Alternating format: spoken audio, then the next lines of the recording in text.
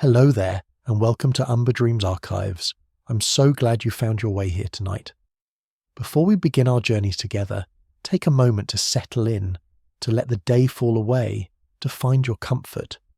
Where in the world are you watching from? A quiet room where the evening has finally grown still?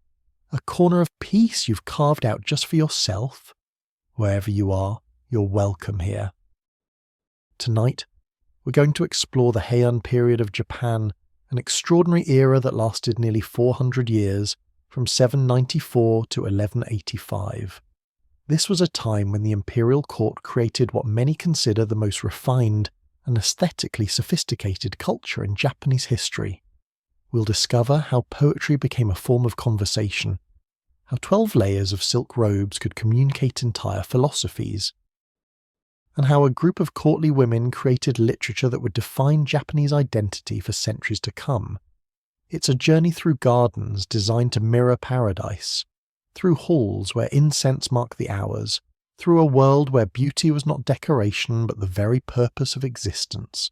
But don't worry. This isn't going to be a dry recitation of dates and emperors, or a rushed tour through historical events. Instead, we'll move slowly and carefully through the daily life of the Heian court, taking our time with each discovery, each person, each beautiful object. We'll explore what it meant to live in a society where the curve of a single brushstroke mattered more than military conquest, where exile meant being separated from cherry blossoms. By the end, I think you'll find not just knowledge of a distant time, but perhaps a different way of seeing beauty itself. If you enjoy these calm explorations into history, a like and subscribe really helps others discover this peaceful way to end their day. And to those of you already subscribed, who return to these slow journeys through time, thank you. Your presence here means more than you know, so settle in now. Let your shoulders drop away from your ears. Take a slow, deep breath and let it out even more slowly. And let's begin our gentle drift back to Heian Japan, to a world of silk and poetry, moonlight and meditation. There's nowhere you need to be right now, nothing you need to do. Just listen, and let the story of this remarkable time unfold around you like the layers of a courtier's robe. Our story begins with a move. In the year 794, Emperor Kanmu made a decision that would shape Japanese culture for centuries. He ordered the imperial capital moved from Nara to a new site, a place that would be called Heian Kyo, the capital of peace and tranquility. Today we know it as Kyoto, but then it was fresh and new, a city built with intention. Every street laid out according to ancient Chinese principles of geomancy and cosmic harmony. The decision to move wasn't made lightly. Nara had become complicated, politically tangled, with Buddhist temples wielding perhaps too much influence over imperial affairs. Emperor Kanmu wanted a fresh start, a place where the imperial throne could reassert its centrality to Japanese life. And so the new capital rose on a plain surrounded by mountains, protected by hills on three sides, with the Kamo River flowing through its eastern edge. The site was chosen carefully. The mountains to the north provided spiritual protection. The river brought life. The land itself seemed to welcome this purpose. The city was laid out in a grid pattern, modelled after the great Chinese capital of Chang'an. Running north to south down the centre was Suzaku Avenue, broad and impressive, dividing the city into left and right halves. At the northern end stood the imperial palace, the dairy, the sacred heart of the entire nation. From there, the grid spread southward in perfect order, each block, each street planned with geometric precision.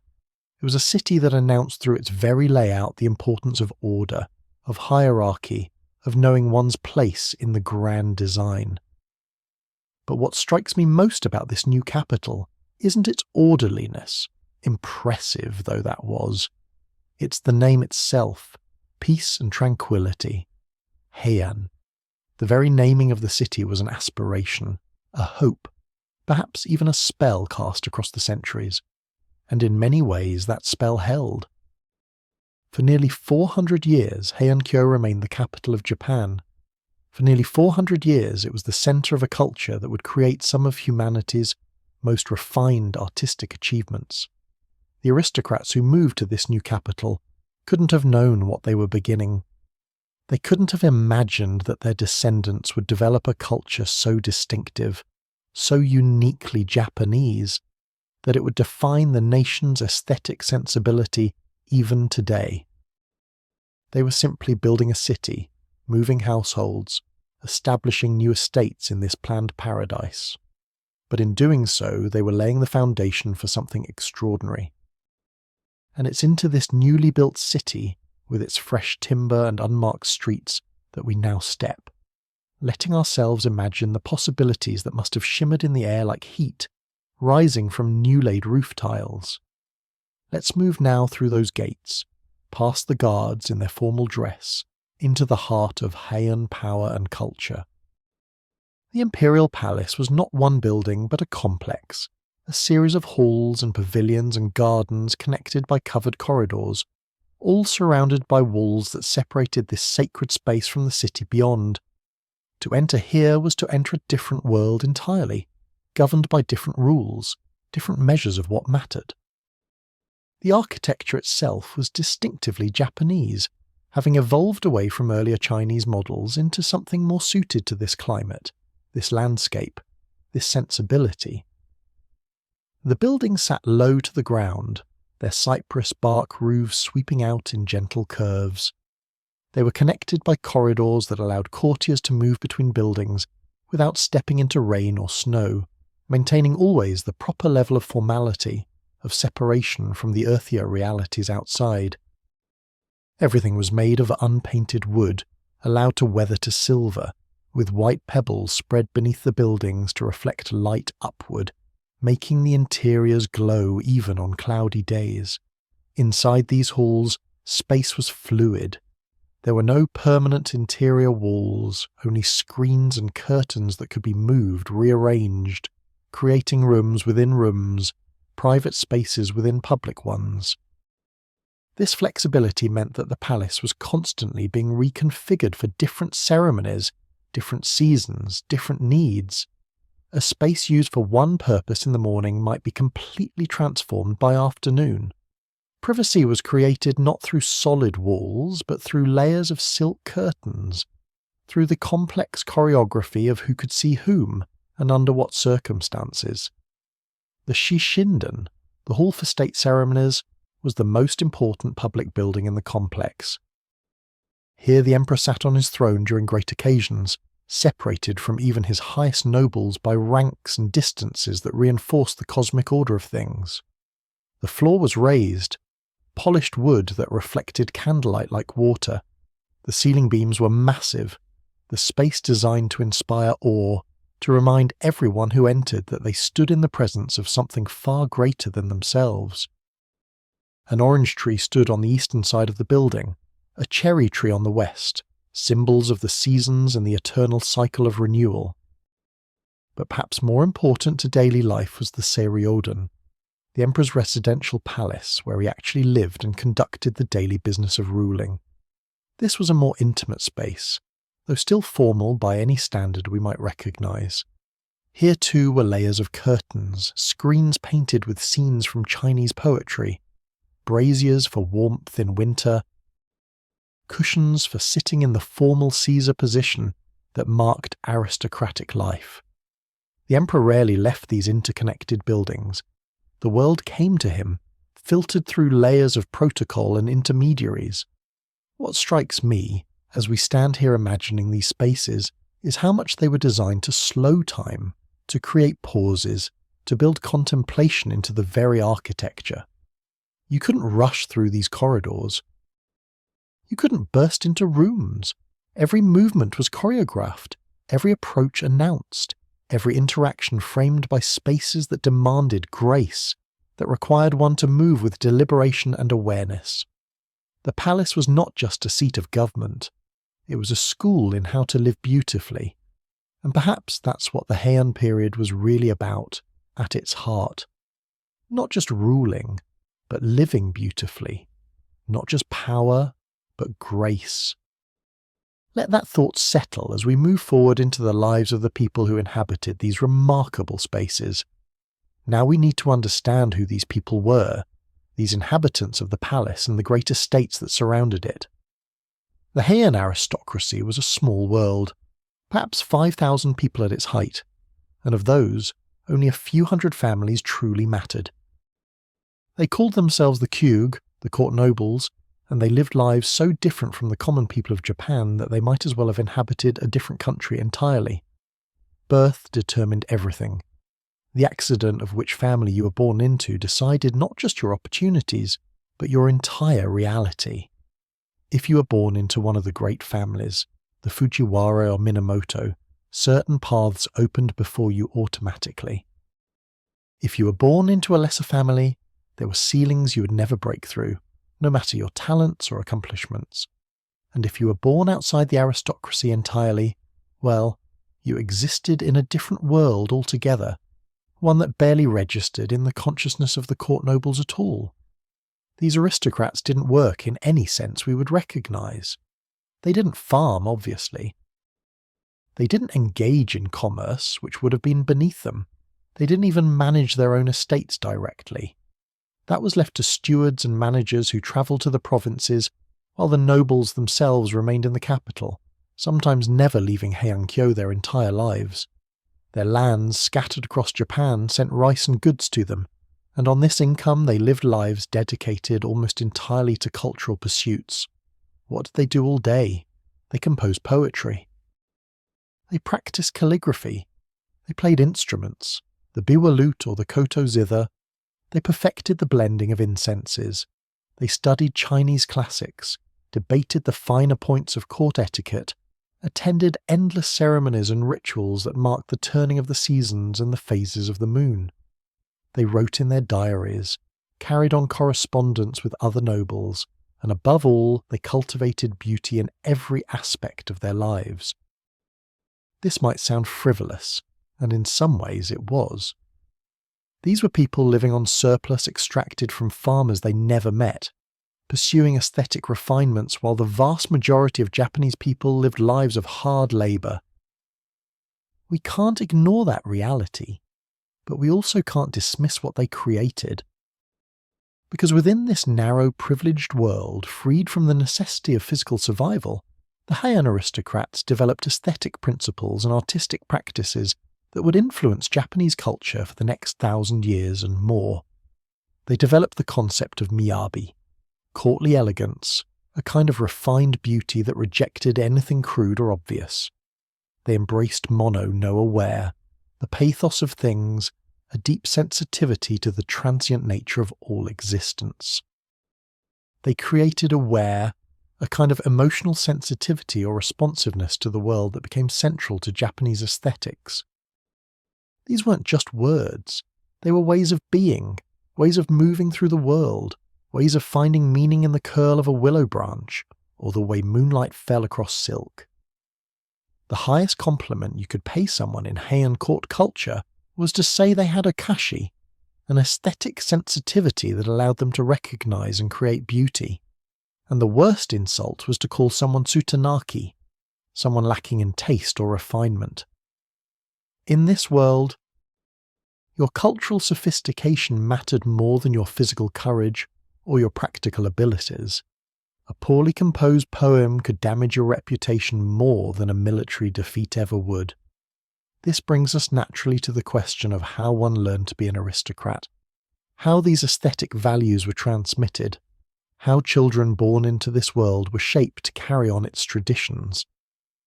Education in Heian aristocratic society began early and was deeply gendered, reflecting the different roles men and women were expected to play. Boys began their formal education around age 7, learning Chinese characters, studying the Confucian classics, practicing the skills they would need to serve in the imperial bureaucracy. They learned to write formal documents in Chinese, the language of government and official culture. They studied history, philosophy, administration. They practiced martial skills too. Though these were becoming increasingly ceremonial as the period progressed, and actual fighting became something delegated to provincial warriors, Girls, however, followed a different path, and it's here that something fascinating happened. They weren't taught Chinese, which was considered too masculine, too public for women. Instead, they wrote in Japanese using the phonetic hiragana script that had been developed partly for their use. This might seem like a limitation, and in some ways it was. But it freed them to do something remarkable.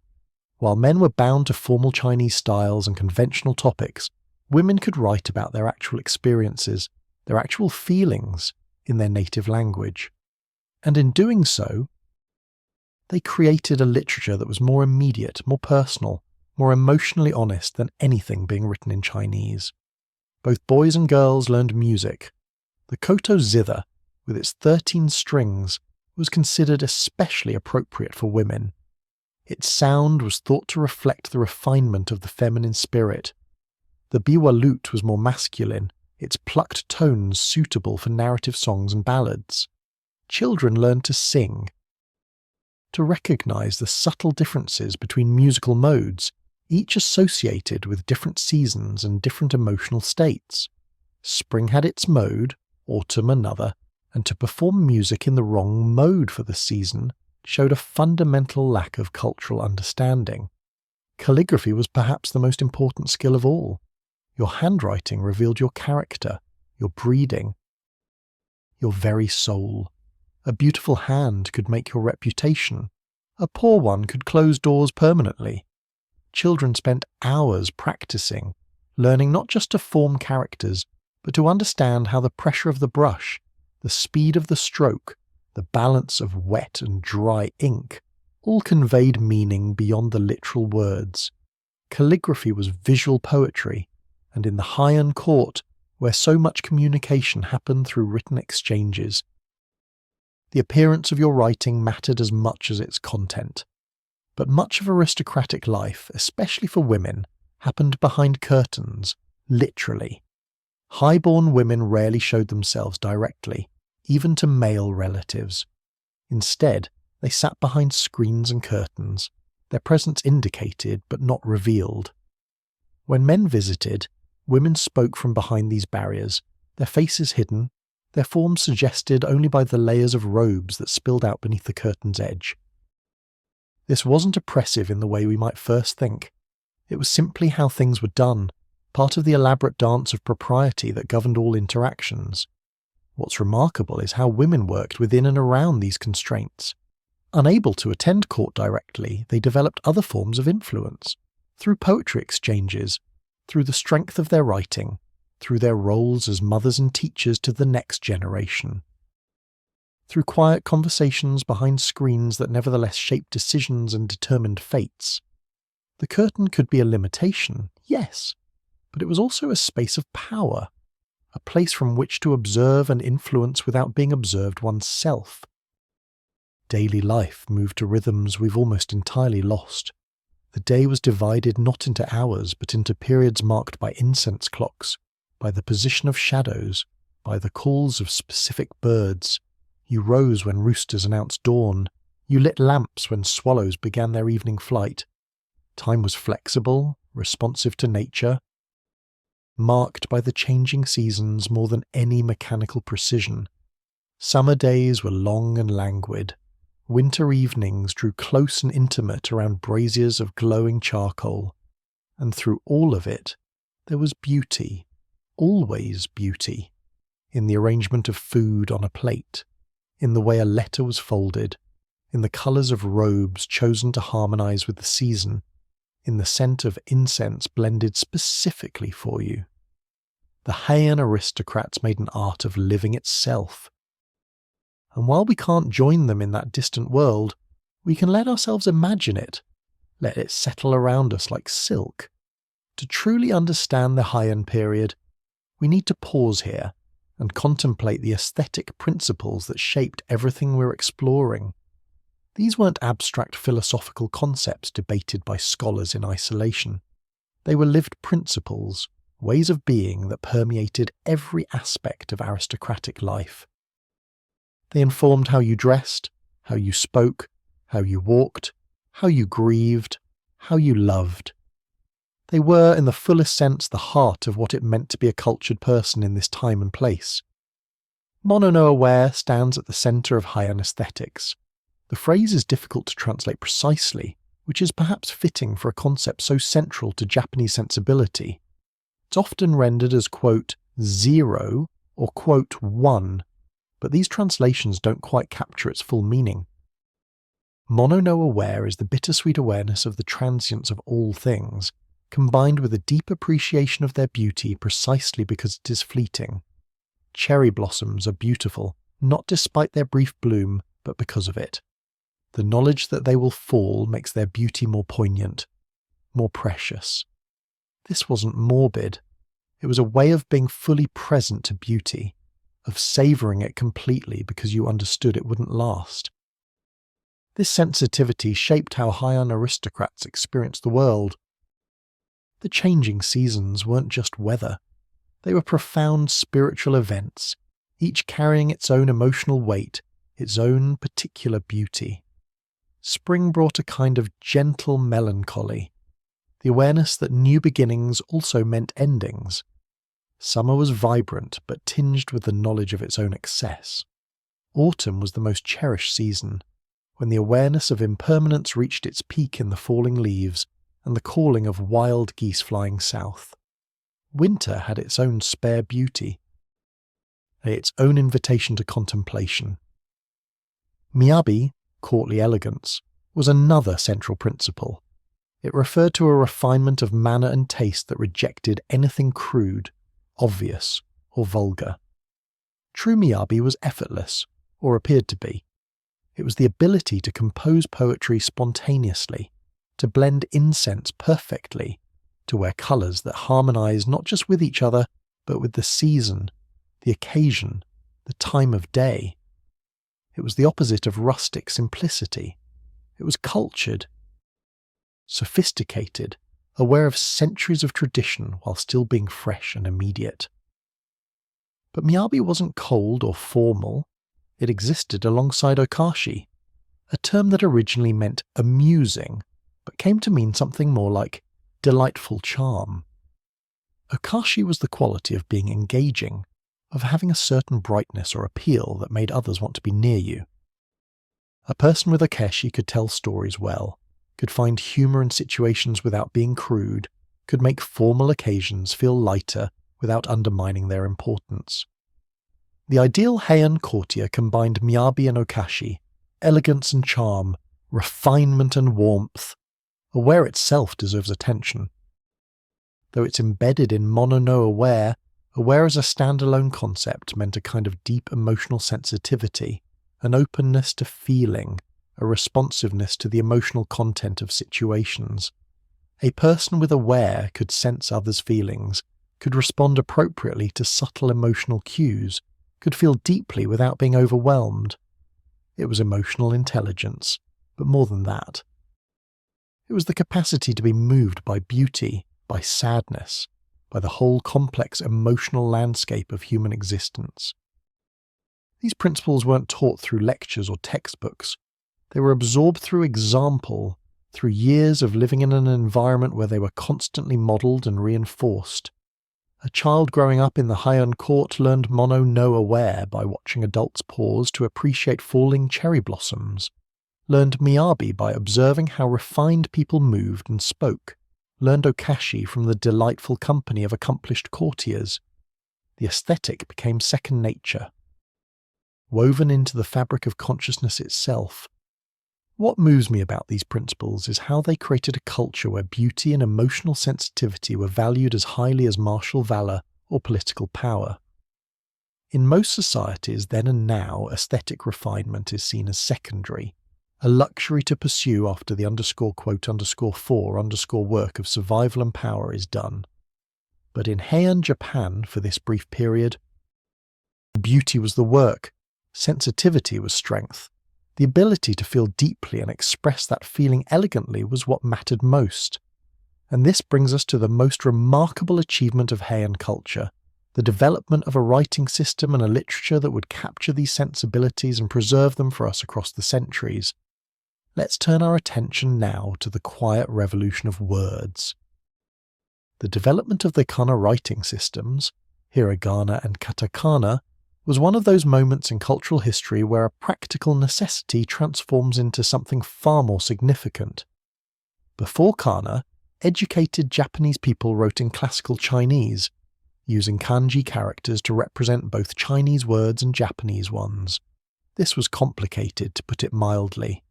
The Japanese language and Chinese language are completely different in structure, in grammar, in the sounds they use.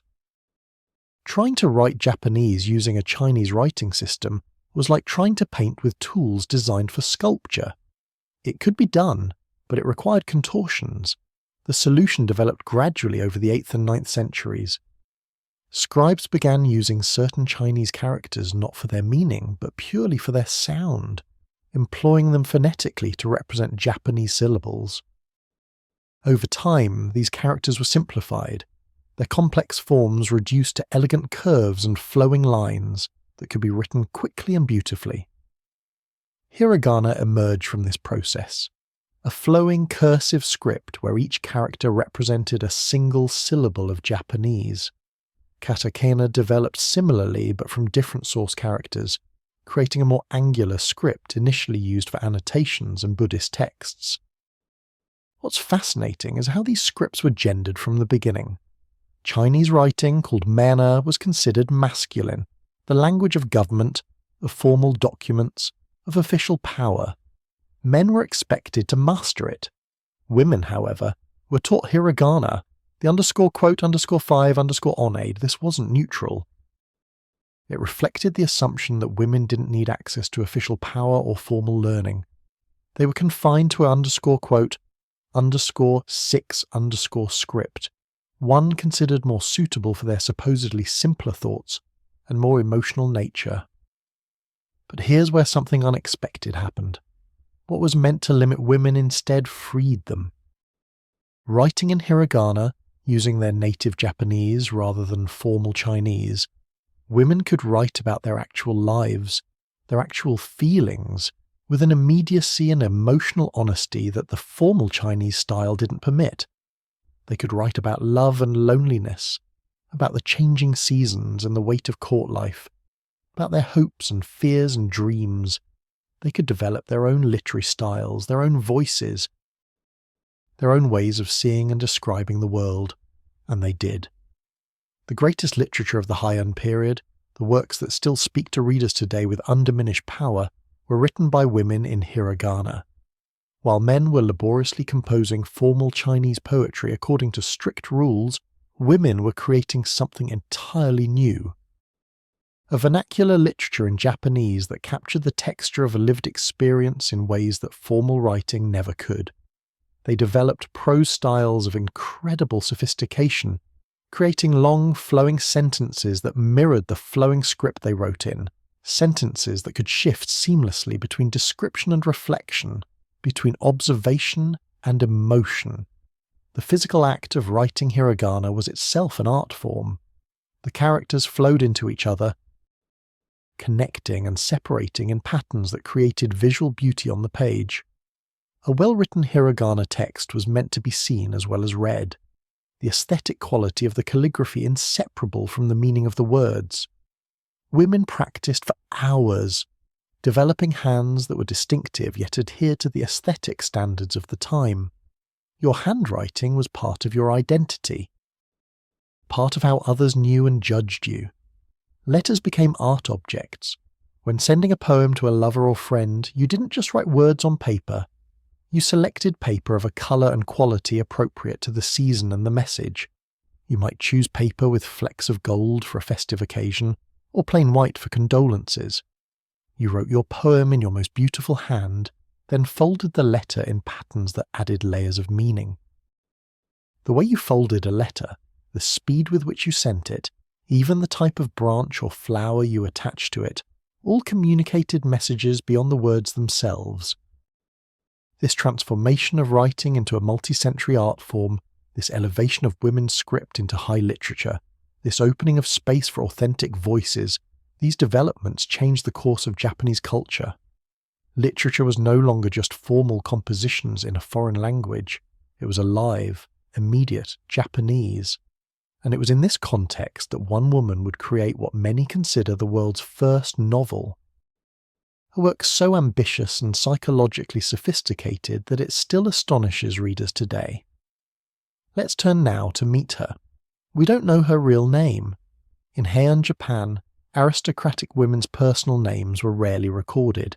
Instead, we know her by her court title, derived from her father's position, and the character Murasaki from her most famous creation. We call her Murasaki Shikibu, and she lived at the height of the Heian period's cultural flowering, serving as a lady-in-waiting to Empress Shoshi in the early years of the 11th century. Through her diary and her great work, The Tale of Genji, we can glimpse both her life and the literary culture she inhabited. Murasaki was born into the Fujiwara clan, one of the great aristocratic families, but a minor branch. Her father was a scholar and provincial governor, a man who lamented that his brilliantly talented daughter hadn't been born male. She received an unusual education for a woman, learning Chinese alongside her brother, and reading extensively in both Chinese and Japanese literature. This broad learning would serve her well, giving her the cultural foundation to create a work of unprecedented scope and complexity. Life at court wasn't easy, even for a woman of her talents. Her diary reveals someone acutely sensitive, perhaps overly so, someone who found the social demands of court life exhausting. She observed the other women around her with sharp insight, noting their characters, their abilities, their pretensions. She could be cutting in her judgments, but also deeply empathetic. She struggled with loneliness, with the sense that others didn't truly understand her. She found solace in her writing, in the act of creating a world on paper that made more sense than the one she inhabited. But Murasaki wasn't alone in this literary endeavour. The late 10th and early 11th centuries saw a remarkable flowering of women's writing at the Han court.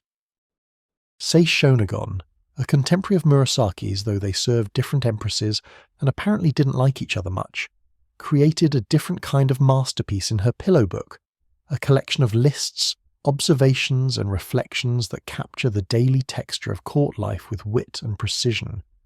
Izumi Shikibu wrote poetry that explored erotic and religious themes with a directness that still feels fresh today. The mother of Michitsuna wrote the Kaguro Nikki, a diary that documented her unhappy marriage with unflinching honesty. These women created a literary culture within the women's quarters of the palace, sharing their work with each other, commenting on each other's writing, developing distinctive styles and voices. They wrote for each other as much as for anyone else, creating an audience of sophisticated readers who could appreciate the subtleties of their prose, the skill of their poetry, the depth of their psychological insights.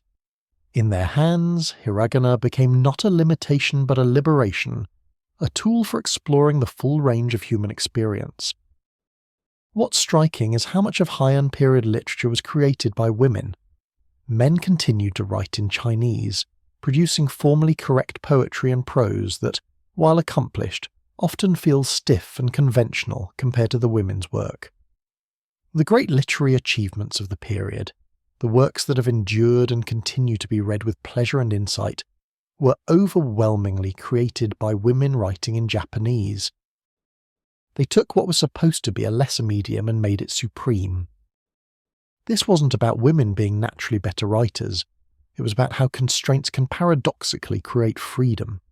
Excluded from the masculine world of Chinese learning and official power, women carved out their own literary space where they could write with honesty and innovation.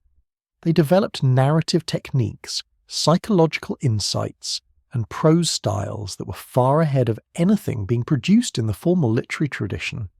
They proved that _7_ could be as serious, as ambitious, as enduring as any other literature.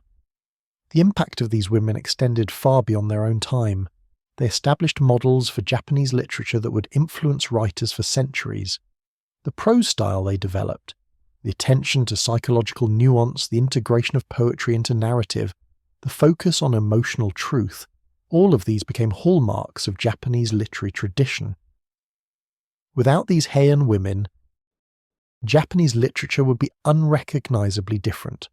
They didn't just participate in literary culture, they fundamentally shaped it. And this brings us inevitably to Murasaki Shikibu's greatest achievement, the work that stands as the supreme accomplishment of Heian literature and one of the masterworks of world literature. Let's settle into the world of the tale of Genji and discover why this 1,000-year-old novel still speaks to us with such immediacy and power. The tale of Genji is vast, 54 chapters, hundreds of characters, a narrative that spans 3 generations and explores themes of love, loss, power, beauty, and the inexorable passage of time. It follows the life of Hikaru Genji, the shining prince, a son of the emperor who, because his mother was of low rank, cannot inherit the throne. Instead, he moves through the world of the Heian court as the most brilliant, accomplished, and attractive man of his generation, leaving a trail of love affairs and broken hearts behind him. But to call it simply a story of romantic adventures would be to miss what makes it extraordinary.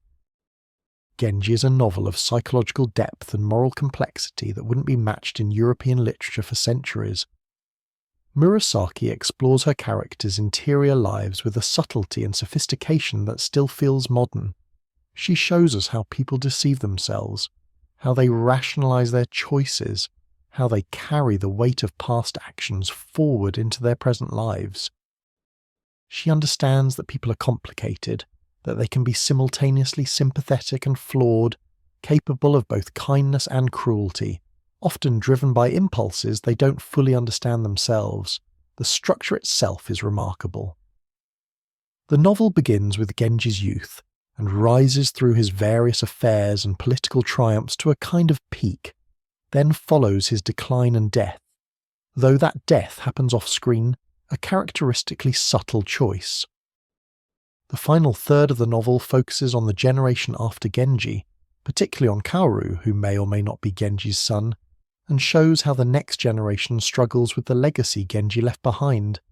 It's a structure that mirrors life itself, rising and falling, moving from the bright promise of youth through the complications of middle age to the melancholy of decline, and then showing how life continues after we're gone. Murasaki weaves poetry throughout the narrative in a way that's integral to how the story works. Characters communicate through poems, express feelings they can't say directly, demonstrate their cultural sophistication or lack thereof. A well-composed poem at the right moment can win hearts. A poor poem can damage reputations. Poetry isn't decoration in Genji.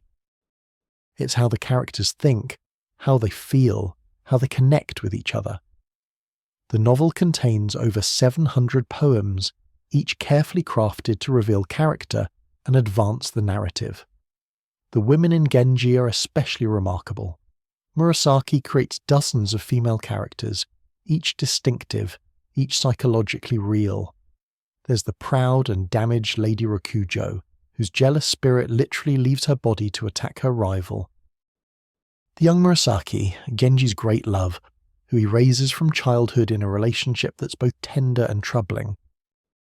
The supremely elegant and unattainable Lady Fujitsubo, Genji's stepmother and the great forbidden love of his life. The practical and kind Hanachiro Sato, the difficult and fascinating third princess. Each is fully realized, complex, believable. What Murasaki understood and what makes Genji still feel contemporary is that people's relationships shape their entire lives, that the choices we make in youth echo forward, that we carry our past selves within us always. Genji seduces his father's young wife, an act that brings him temporary happiness but permanent guilt and complication. That single choice shapes the rest of his life and the lives of everyone connected to him. Murasaki shows how actions create consequences that ripple outward, affecting not just the people directly involved, but generations yet to come. The novel's treatment of time is particularly sophisticated. Murasaki moves fluidly between different timescales, sometimes dwelling on a single day for an entire chapter, sometimes compressing years into a few sentences. She understands that time doesn't feel uniform, that some moments expand while others blur together, that what matters isn't the quantity of time but its quality, what happens within it. She can convey the slow passage of a lonely winter in a sentence, then spend pages on a single conversation that changes everything. Perhaps most remarkably, Murasaki treats the passage of time and the inevitability of loss with the deep sensitivity of mono-no-aware we discussed earlier. Nothing in Genji lasts. Youth fades, beauty diminishes, power shifts, people die, love changes and sometimes ends. But rather than making the novel depressing, this awareness of transience makes it deeply moving. Murasaki shows us that the ephemeral nature of beauty and happiness doesn't diminish their value. If anything, it enhances it. The cherry blossoms are more precious because they fall. The tale of Genji was revolutionary when it was written, and it remains extraordinary today. It established what a novel could be, how it could explore human psychology, how it could use time and structure to create meaning, how it could be both aesthetically refined and emotionally powerful. Everything we value in literary fiction, the psychological depth, the moral complexity, the attention to character, the sophisticated structure, all of it is present in this 1,000-year-old work by a court lady writing by candlelight in 11th century Japan. And while Genji stands as the supreme achievement of Heian prose, the period's literary culture encompassed much more, particularly in the realm of poetry where the aristocrats poured their hearts and their aesthetic sensibilities. Let's turn now to the 31 syllables that contained whole worlds. In Heian Japan, poetry wasn't a specialized pursuit, practiced by a few dedicated artists. It was the air everyone breathed, the language everyone spoke, the medium through which social life happened. If you were an aristocrat, you composed poetry. Period. It wasn't optional.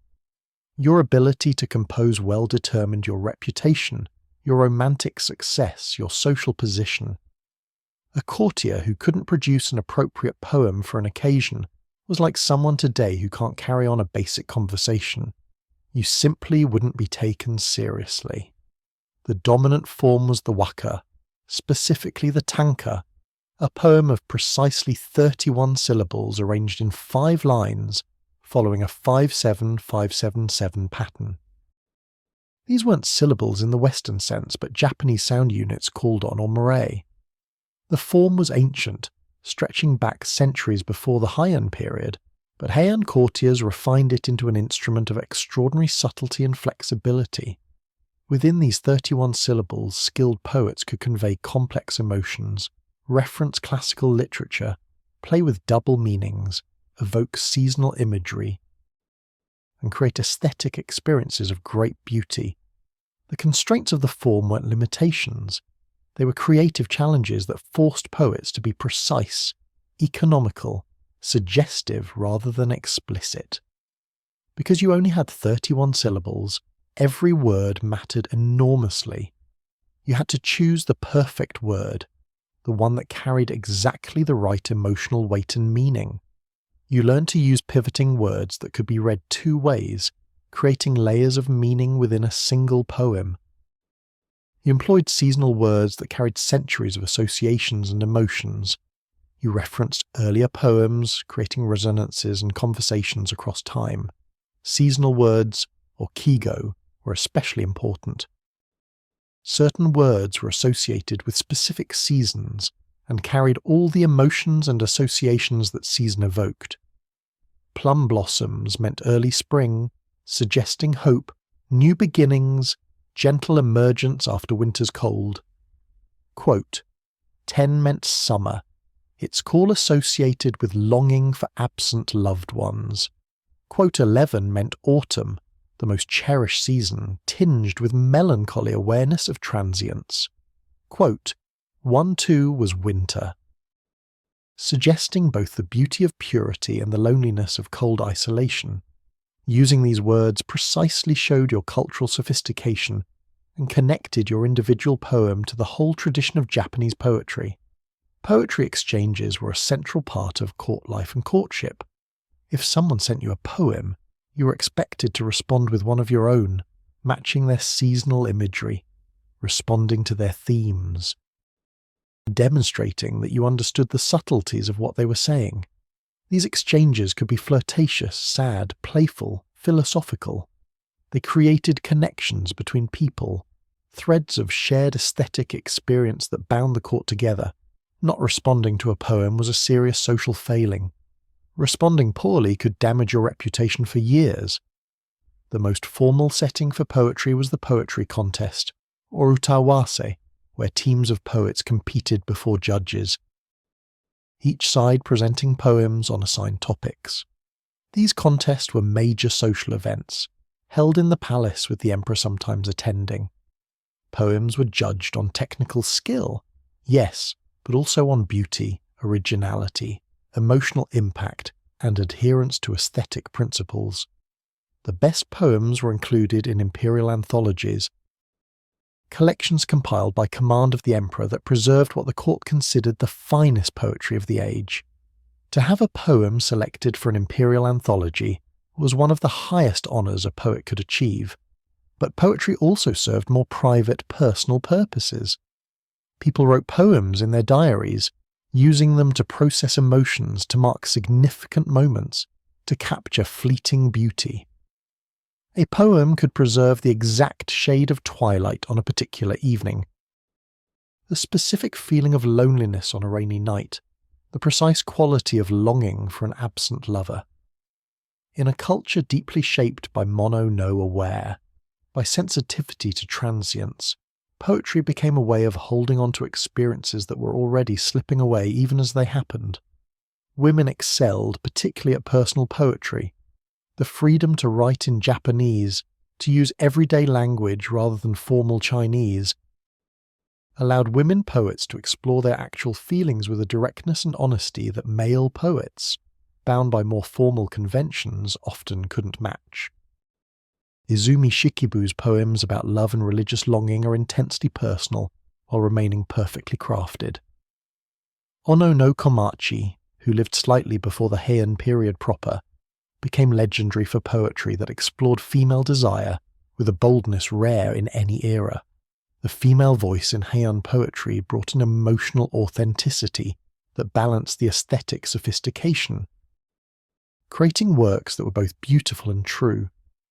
What strikes me most about Heian poetry is how it made beauty accessible while maintaining standards of excellence. Everyone wrote poetry, from the emperor to lesser courtiers, from men to women. It was democratic in that sense.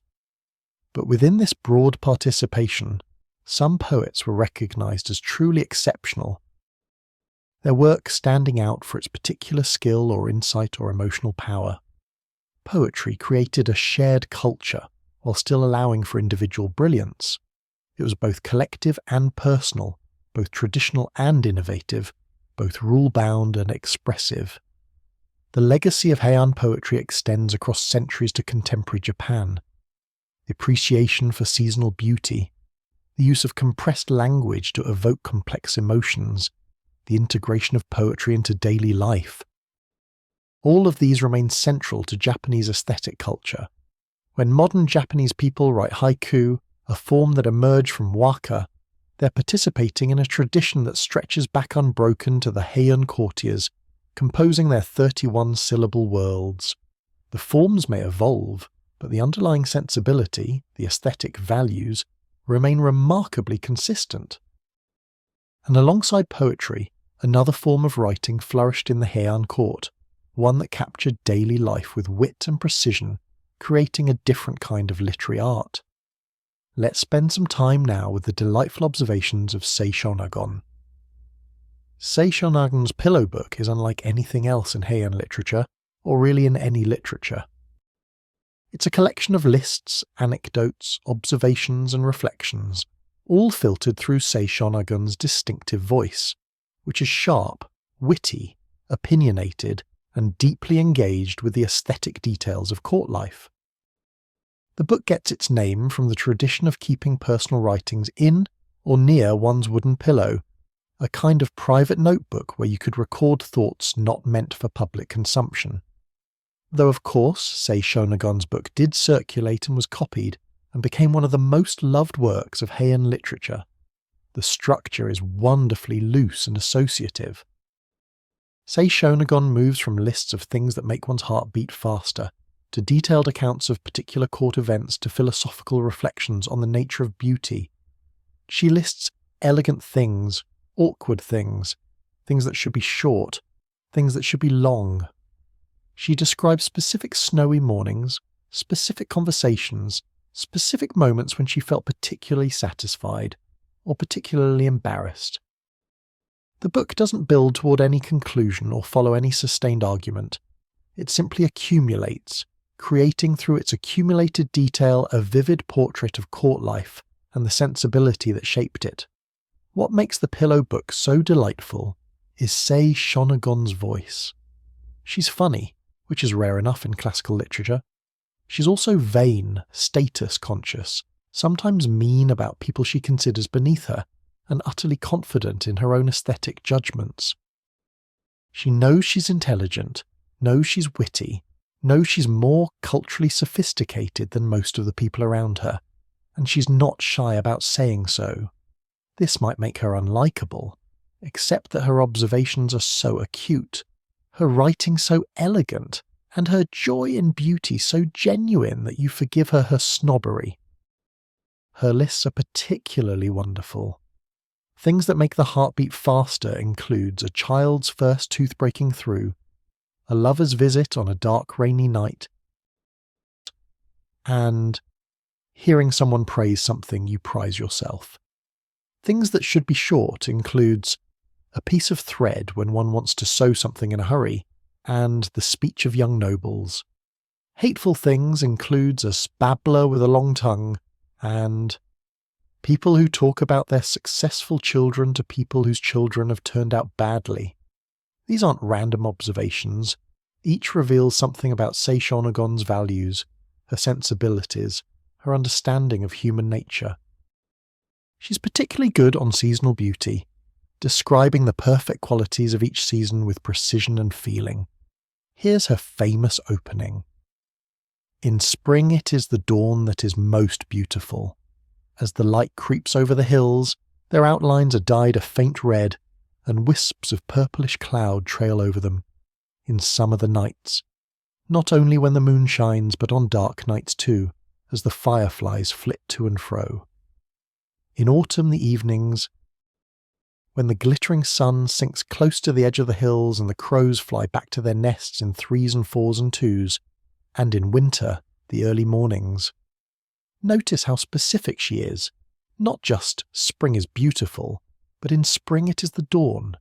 Not just I like autumn evenings, but exactly what makes them beautiful. The angle of the sun, the number of crows flying home. Seishonagon teaches us to pay attention, to notice the specific qualities that make a moment beautiful, rather than just acknowledging beauty in general. She shows us how aesthetic appreciation requires precision of observation and language. Her anecdotes about court life are equally revealing. She describes the empress and her attendants, court ceremonies, visitors, embarrassing moments, triumphs of wit, failures of taste. Through these accumulated stories, we get a sense of what daily life was actually like. The rhythms and rituals, the social hierarchies, the constant performance of elegance, the delight in aesthetic experiences, and yes, the tedium and occasional loneliness of court service. Seishonagon loved court life, but she also saw it clearly, understood its limitations and pretensions even as she participated fully in its pleasures. The relationship between the Pillow book and the tale of Genji is interesting to contemplate. They were written around the same time by women serving rival empresses. Murasaki Shikibu and Seishonagon apparently knew of each other, and Murasaki's diary contains some catty comments about Seishonagon, suggesting she was too pleased with herself, too showy in her displays of learning. The two works represent different literary approaches. Genji is a unified narrative of depth and complexity. The Pillow book is fragmented, immediate, grounded in daily observation. Yet both capture essential aspects of Heian court culture, and both remain utterly readable today. What the Pillow Book preserves for us is the texture of lived experience in a way that more formal literature often can't. We learn what courtiers wore, what they ate, what they talked about, what they found funny or irritating or beautiful. We learn what it felt like to serve at court, to navigate its social complexities, to try to maintain standards of elegance while dealing with the mundane realities of daily life. Seishonagon makes the Heian period feel real, inhabited by actual people with personalities and preferences and pet peeves. Both the Pillow Book and the Tale of Genji demonstrate what women writers achieved when given the freedom to write in their own language about their own experiences. They created works that have outlasted empires, that speak across centuries to readers who inhabit completely different worlds. They proved that women's writing could be as sophisticated, as enduring, as worthy of preservation as any literature written by men. They established Japanese vernacular prose as a literary language capable of the highest achievement. And as we move forward from these literary heights, let's turn our attention now to the spiritual life of the Heian court, to the Buddhist teachings and Shinto traditions that shaped how people understood existence, suffering, beauty, and transcendence. Buddhism had been present in Japan for several centuries before the Heian period, arriving from China via Korea in the 6th century. By the time the capital moved to Heian-kyo, Buddhism was deeply woven into Japanese culture, though the particular forms it took and the ways people practiced it continued to evolve. For the Heian aristocrats, Buddhism wasn't a separate religious practice divorced from daily life. It was integrated into everything, shaping how they thought about existence, suffering, beauty, and what might lie beyond death. The fundamental Buddhist teaching of impermanence resonated deeply with Heian aesthetic sensibility. The idea that all things are temporary, that nothing lasts, that clinging to experiences or relationships inevitably leads to suffering, this wasn't abstract philosophy for the courtiers. It was lived reality, something they experienced directly in the changing seasons, in aging, in loss. This Buddhist understanding of impermanence merged with and reinforced the native Japanese concept of mono no aware, creating a culture that found beauty specifically in transience, that valued things more because they wouldn't last. Different schools of Buddhism emphasized different practices and teachings. Tendai Buddhism, which established its main temple on Mount Hiei overlooking Heian-kyo, was perhaps the most influential during this period. Tendai taught that enlightenment was possible in this lifetime, in this body, through meditation and ritual practices. It incorporated elements of esoteric Buddhism, with elaborate ceremonies, mysterious symbols, and powerful rituals meant to transform consciousness. Tendai monks were scholars, spending years mastering Buddhist philosophy, Sanskrit texts, and the complex meanings of mandalas and mudras. The aristocrats sponsored temples, donated land, commissioned sutras to be copied in elaborate calligraphy on fine paper. These weren't just pious acts. They were also displays of wealth and culture, ways of accumulating merit that might improve one's karma in future lives. A nobleman might commission a beautiful sutra as much for the aesthetic satisfaction of owning such an object as for the religious merit it generated. The line between religious practice and aesthetic appreciation was often blurry, which wasn't seen as problematic. Beauty could be a path to enlightenment. Enlightenment could be expressed through beauty. Women's relationship to Buddhism was complex. Officially, Buddhism taught that women were spiritually inferior to men, that they needed to be reborn as men before they could achieve enlightenment. This was painful doctrine for intelligent, spiritually sensitive women to hear.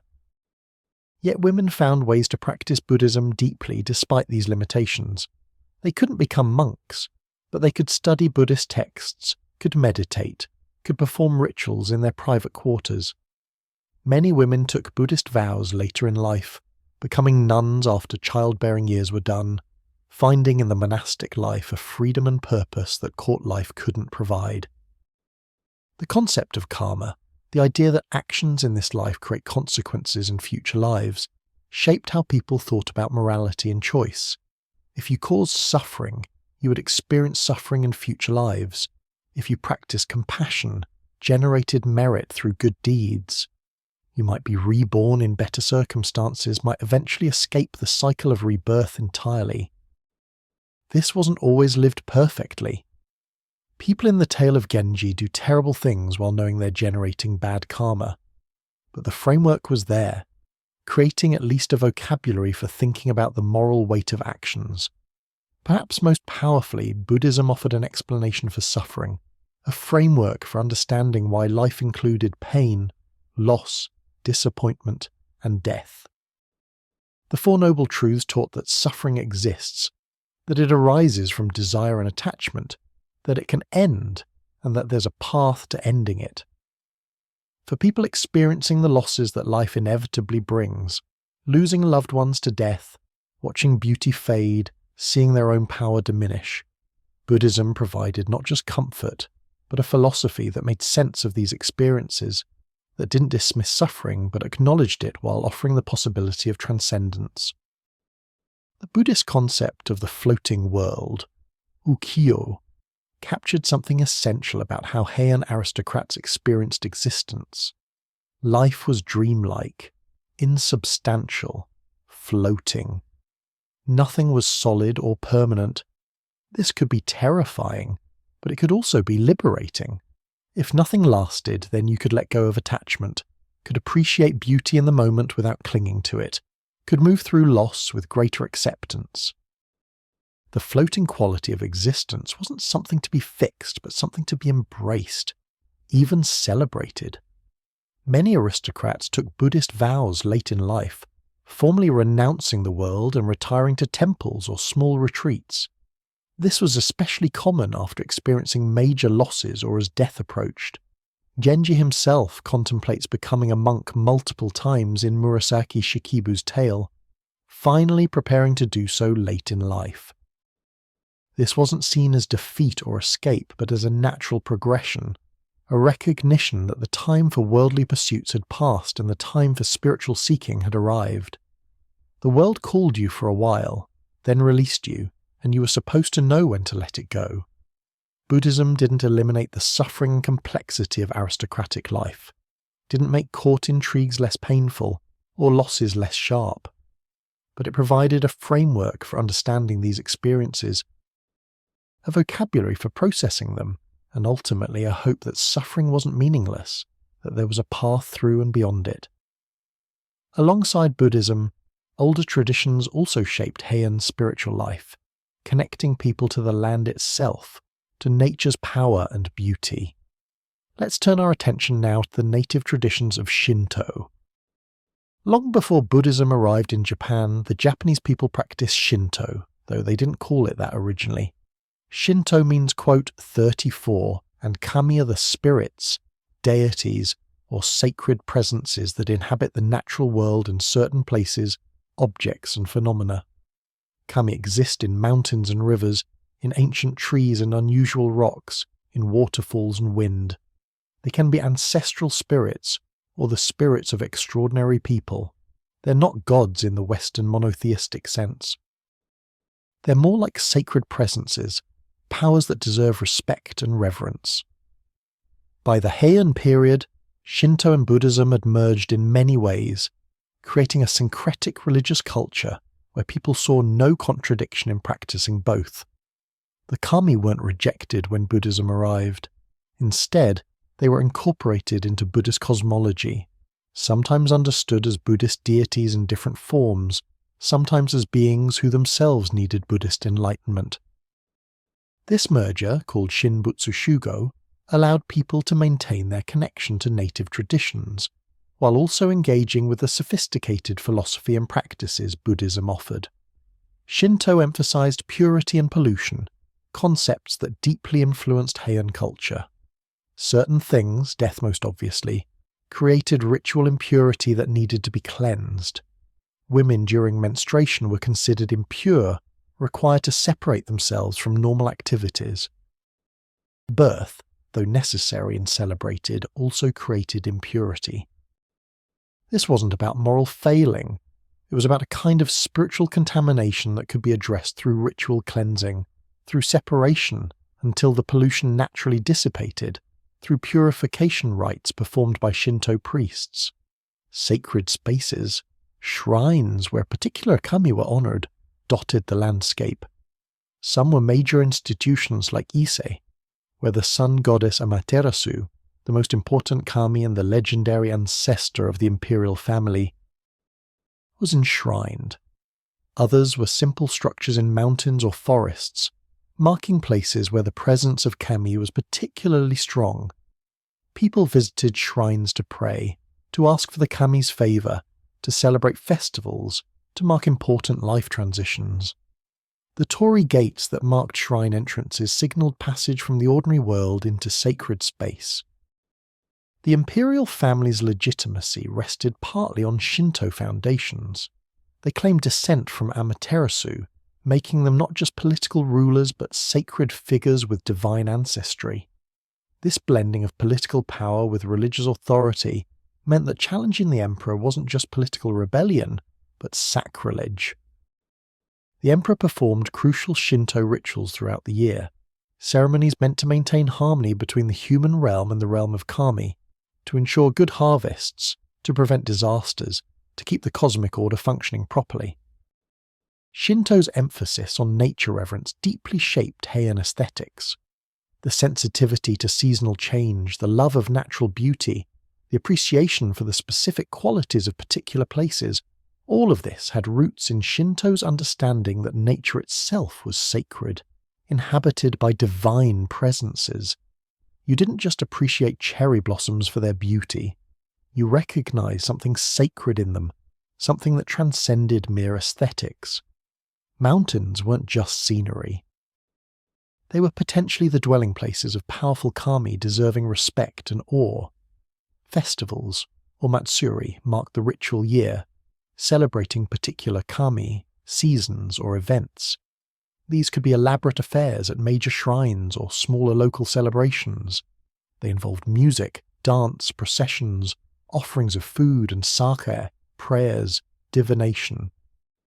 They created breaks in the routine of daily life, sacred times when the boundary between the human and divine realms became more permeable, when people could connect more directly with the kami. Even the most refined courtiers participated in these festivals, understanding them as essential to maintaining cosmic and social harmony.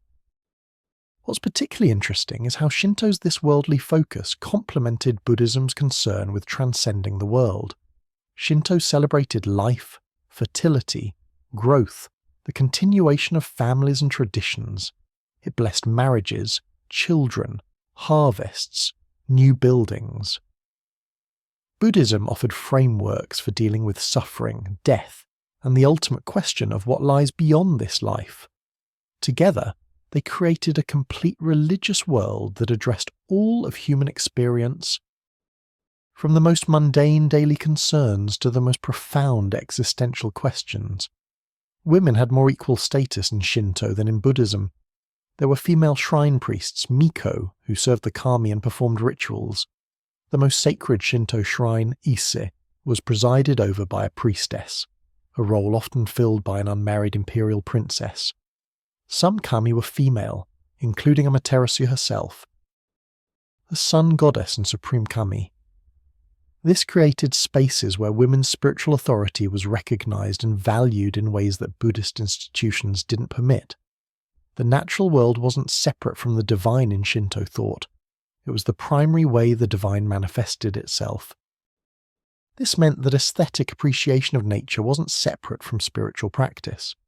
When you properly appreciated the beauty of a mountain landscape, when you recognized the particular quality of moonlight on snow, when you felt moved by the first plum blossoms of spring, you were engaging with the sacred. Beauty was a path to the divine, and the divine revealed itself through beauty. This understanding would profoundly shape Japanese aesthetic tradition for centuries to come. Alongside these spiritual practices, the Heian court cultivated artistic practices that were themselves almost spiritual disciplines, ways of refining consciousness and expressing the most subtle aspects of human sensibility. Let's move now into the world of music and dance. of court entertainments that were as much meditation as performance. Music in the Heian court wasn't entertainment in the modern sense, at least not only entertainment. It was a refined art form laden with aesthetic, emotional, and even cosmological significance. The instruments themselves were treated as precious objects, passed down through families, each with its own history and character. Learning to play well required years of patient practice, not just mastering technique, but developing the proper sensibility. The aesthetic understanding that allowed one to truly express the music's deeper meanings. The koto, a 13-string zither, was the quintessential court instrument. Made from paulownia wood, it rested horizontally on the floor, the player kneeling before it, plucking the strings with small ivory picks worn on the fingers. The sound was delicate, ethereal, capable of great subtlety. Different modes were associated with different seasons and emotional states. There was a spring mode, a summer mode, an autumn mode, a winter mode, each with its characteristic melodic patterns and emotional colour. Playing in the wrong mode for the season showed a fundamental lack of cultural understanding, an insensitivity to the natural correspondences that should guide all aesthetic choices. The biwa, a pear-shaped lute, had a different character. Played with a large plectrum, it produced a more percussive, dramatic sound. It was used particularly for narrative songs, accompanying the recitation of war tales and historical legends. While the koto was considered particularly appropriate for women, the biwa was more associated with men, though these gender associations weren't absolute. Both instruments required not just technical skill, but emotional sensitivity, the ability to infuse each note with feeling, to make the instrument sing the player's inner state. The flute, specifically the shakuhachi and fue, added melodic lines that floated over the stringed instruments. Flute playing was considered especially poignant, the sound associated with loneliness, with autumn evenings, with the melancholy beauty of mono no aware. A skilled flute player could make listeners weep, not through any complex technique necessarily, but through the simple beauty of a perfectly played phrase, a melodic line that somehow captured the essence of transient beauty, of time passing, of moments slipping away even as you tried to hold them. Singing was equally important, though vocal technique differed significantly from Western classical singing. The ideal voice was restrained, never loud or forceful. Singers cultivated a kind of controlled fragility, a delicacy of tone that matched the aesthetic principles governing all Heian arts. Volume and power weren't valued. Subtlety and emotional nuance were everything. A song well sung could move listeners to tears, not through dramatic displays, but through refined expression of feeling, through the perfect marriage of words and melody. Court music, called gagaku, was highly formalized, with specific pieces for specific occasions. Some music was Chinese in origin, though adapted over centuries to Japanese taste. Other pieces were indigenous, developed within the Japanese court tradition. Orchestra arrangements could be large, including drums, gongs, mouth organs called sho, and multiple stringed instruments. These performances accompanied ceremonies, marked seasonal festivals, celebrated important events. They created soundscapes that reinforced the cosmic order, that connected human activities to larger patterns of meaning and time. Dance, called bugaku, accompanied some gagaku performances. Dancers wore elaborate masks and costumes, moving with slow, stylized gestures that had more in common with ritual than with any spontaneous physical expression. The movements were codified, passed down through generations, each gesture carrying specific meanings. Watching bugaku was like witnessing living history, seeing performed exactly as it had been for centuries, connecting present moments to an imagined eternal tradition. Women rarely performed in formal court music and dance settings, which were dominated by male musicians and dancers. But women practiced music privately and in the women's quarters, where less formal gatherings allowed for musical exchanges that could be quite sophisticated. A woman who played the koto well enhanced her reputation considerably. Musical ability was part of the accomplishment expected of refined ladies, along with poetry, calligraphy, and the other cultural arts. Music lessons began in childhood, students learning not just from verbal instruction, but through careful imitation of their teachers. You watched your teacher play, listened to every nuance, then tried to reproduce it exactly. Over time, through countless repetitions, you developed not just technical facility, but the proper aesthetic sense, the ability to feel how a phrase should be shaped, when to hold a note slightly longer, when to let silence speak. Music was transmitted ear to ear, heart to heart, more than through any written notation. The emotional power of music was recognized and even feared. There are stories of music so beautiful it caused listeners to lose themselves entirely in feeling, forgetting time and place. There were pieces considered so evocative of sadness that they weren't played casually, for fear of plunging listeners into depression. Music could transport you out of ordinary consciousness, could make you feel things you didn't know you could feel, could break through the careful control that court life demanded. In this sense, music was dangerous, powerful, something to be approached with respect and awareness. The quiet revolution of music in Heian Japan was making it inseparable from other arts, from poetry especially. A poem could be sung. A song could become a poem. The same aesthetic principles governed both. The same seasonal sensibility, the same awareness of transience, the same refinement of expression. Together, music and poetry created a complete artistic language, capable of expressing the full range of human feeling, while maintaining always the formal beauty that Heian culture prized above all. From sound, let us turn now to sight, to the visual art that was equally central to court culture, to calligraphy that was painting and painting that was philosophy, to the transformation of writing itself into one of the highest forms of aesthetic expression. Calligraphy in Heian Japan was more than writing. It was visual art, personal expression, and spiritual practice all at once. Your handwriting revealed your character as surely as your face did, perhaps more so. A beautiful hand could open doors, attract admirers, establish your reputation. A poor hand could close off possibilities before you'd said a word. The brush was an extension of your spirit, and what it produced on paper was a window into your deepest self.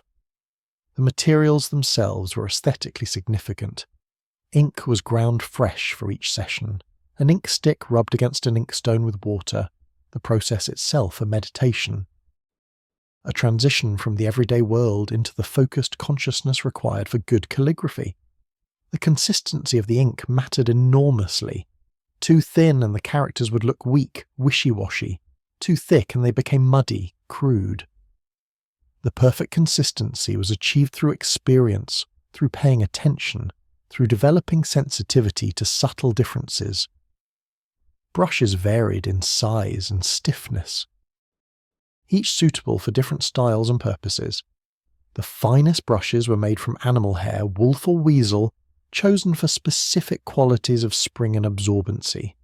A good brush was a treasured tool, cared for properly, never allowed to dry with ink in it, stored carefully when not in use. The relationship between calligrapher and brush was intimate.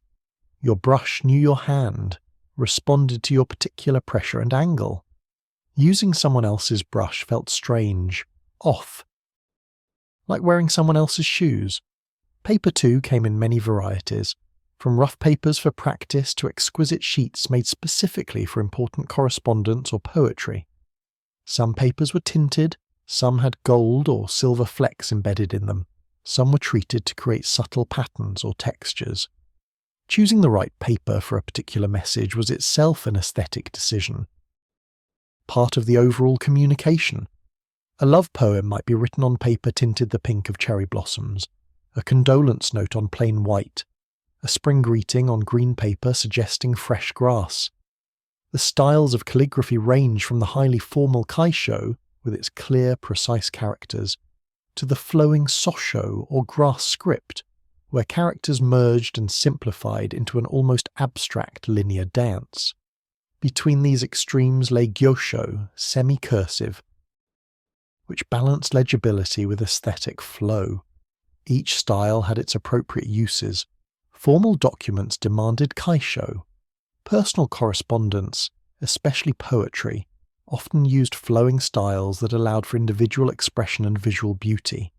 The style you chose was part of your message. But beyond technical skill and stylistic choices, calligraphy expressed something ineffable about the calligrapher's state of mind and spirit in the moment of creation. The energy of the brushstroke, the balance of wet and dry ink, the rhythm of the characters across the page, all of these revealed whether you were calm or agitated, confident or hesitant, fully present or distracted. You couldn't fake this. The brush revealed you. This is why calligraphy was often compared to meditation. Both required full presence, complete attention, a kind of forgetting of self that paradoxically allowed your true self to emerge. Women's calligraphy, ornade, was particularly valued for its flowing beauty. The hiragana script, with its curved, connected characters, lent itself to elegant visual rhythms. Women developed styles that looked like streams of consciousness flowing across the page, characters linking and separating, creating visual music. The greatest female calligraphers created works where the visual beauty of the writing rivaled the literary beauty of the words themselves. The two aspects, visual and verbal, were inseparable, each enhancing the other. Men too achieved calligraphic excellence, though their styles often reflected the influence of Chinese models and the more angular katakana script. The three brushes, legendary male calligraphers of the early Heian period, established standards that later practitioners studied and emulated. Their work demonstrated how Chinese influence could be absorbed and transformed into something distinctively Japanese, maintaining the sophistication of the continental models while developing a native sensibility. Calligraphy practice was daily discipline for anyone with cultural aspirations. You might spend hours copying poems or passages from the classics, not just to memorize their content, but to train your hand, to develop muscle memory, to internalize the proper balance and flow of characters. Over years, this practice became second nature. Your hand learned to move with grace and certainty. The characters emerged from your brush with the naturalness of breathing, yet each one perfect, complete, fully alive. The connection between calligraphy and painting was intimate. Both used the same tools, the same materials, the same fundamental techniques. A masterful brushstroke in calligraphy and a masterful brushstroke in painting required the same qualities: decisive confidence, perfect control married to spontaneity and energy that brought the line alive. Many calligraphers were also painters, moving fluidly between scripts and images, understanding both as expressions of the same fundamental aesthetic principles. What moves me about Heian calligraphy is how it made the act of writing itself beautiful, how it refused to separate form from content, how it understood that the way something is said is inseparable from what is said. A beautiful thought written in an ugly hand is diminished. A simple thought written beautifully gains depth and significance. The medium truly was part of the message, and the brush was the tool that brought both into existence, simultaneously, inseparably. From the brush on paper, let's expand our view now to larger forms of beauty, to the gardens and architecture that created environments for living beautifully, that turned space itself into art, that made of the physical world a reflection of aesthetic and spiritual ideals. The gardens of Heian aristocrats weren't recreational spaces in the modern sense. They were carefully crafted environments designed to evoke specific aesthetic and emotional responses, to create idealized landscapes that reference both Chinese literary traditions and native Japanese sensitivity to natural beauty. A great garden was a work of art as sophisticated as any poem or painting, and far more ambitious in scope. It transformed raw land into paradise itself, or at least a suggestion of paradise that could be glimpsed from palace halls and contemplated through changing seasons. The model was the Pure Land, the Buddhist paradise of Amida Buddha, described in sutras as a realm of perfect beauty, where jeweled trees grew beside lotus ponds. where celestial music played constantly, where suffering had been transcended. Garden designers tried to create earthly versions of this paradise, building ponds with islands, planting trees that would bloom in succession through the seasons, arranging stones and paths to create views that seemed to extend infinitely, that suggested depths and distances beyond what was actually there. Water was central to Heian gardens. Ponds were carefully shaped, their shorelines irregular, creating complex contours that revealed different views as you moved around them. Islands in the ponds might represent the mystic isles of Taoist mythology, legendary places where immortals dwelled. Bridges connecting islands to the shore were high arching structures, often painted red, their reflections in the water creating circles of colour and form. From certain viewing points, usually halls overlooking the garden, the pond's surface could be seen reflecting the sky, creating the illusion that the garden floated in space, unmoored from earthly reality. Stones were placed with exquisite care. Not just any rocks would do. Specific shapes and types were sought out, sometimes brought from great distances because they had exactly the right character. A stone might suggest a mountain, or a crouching animal, or nothing specific but simply possess interesting texture and form. The placement of stones created rhythm and balance in the garden, grounding the composition, providing stability that contrasted with the flowing water and the changing plant life. Trees and plants were chosen for their seasonal interest and symbolic resonances. Cherry trees for their spring blossoms, a reminder of transience and beauty. Maples for their autumn colours, when leaves turned brilliant red and gold. Willows for their elegant drooping branches, suggesting melancholy grace. Pines for their evergreen nature, representing endurance and longevity. Each plant was a character in the garden's ongoing drama, playing its role in the seasonal cycles that gave the garden meaning and emotional depth. The architecture of the palace buildings themselves was designed to frame garden views, to create specific relationships between interior and exterior space. Halls were positioned to overlook gardens from particular angles. Corridors ran along garden edges, allowing movement through the landscape while maintaining the separation appropriate to formal settings. Sliding doors could be opened to merge interior and exterior space, or closed to maintain boundaries. The garden was meant to be viewed, contemplated, experienced through these carefully designed frames. Seasonal changes were not incidental but central to the garden's purpose. A Heian garden was designed to be beautiful in every season, but beautiful in different ways. Spring brought blossoms. Summer brought lush green growth and the reflection of moonlight on water during warm evenings. Autumn brought coloured leaves and the poignant awareness of nature's cycles.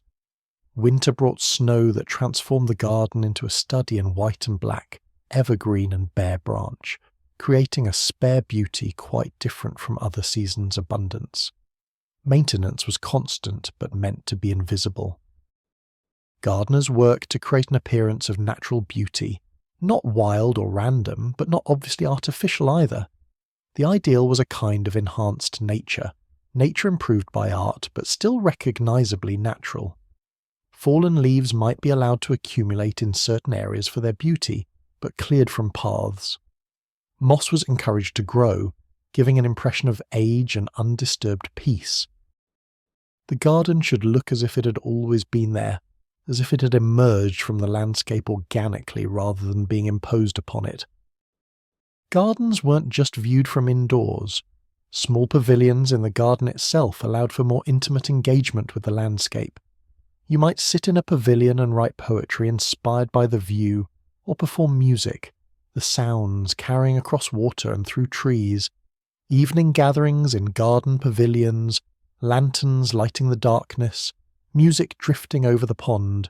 These were quintessential Heian experiences. Moments when all the arts came together in perfectly orchestrated beauty. What strikes me most about Heian gardens is how they demonstrated that humans could improve upon nature without violating it, could impose order without destroying vitality, could create art that lived and grew and changed with the seasons. The garden was proof that beauty and nature weren't opposed, but could work together, that the aesthetic sense could be applied to landscape itself, turning the world into a work of art you could walk through, sit within, contemplate over years as it changed and matured and revealed new aspects of its design. These gardens, along with the literature, calligraphy, music, and all the other aesthetic achievements we've explored, rested on foundations of political power that were themselves fascinating and complex. Let us turn our attention now to the Fujiwara clan, to the mechanisms through which they came to dominate the imperial court, and to the consequences of that dominance for Heian culture and politics. To understand the Heian period politically, you need to understand the Fujiwara clan. For much of the period, they were the power behind the throne, the true rulers of Japan even though emperors nominally held supreme authority. The Fujiwara achieved this through a strategy so subtle and so effective that it became the model for political dominance in aristocratic Japan. They married their daughters to emperors and became the grandfathers of the next generation of emperors.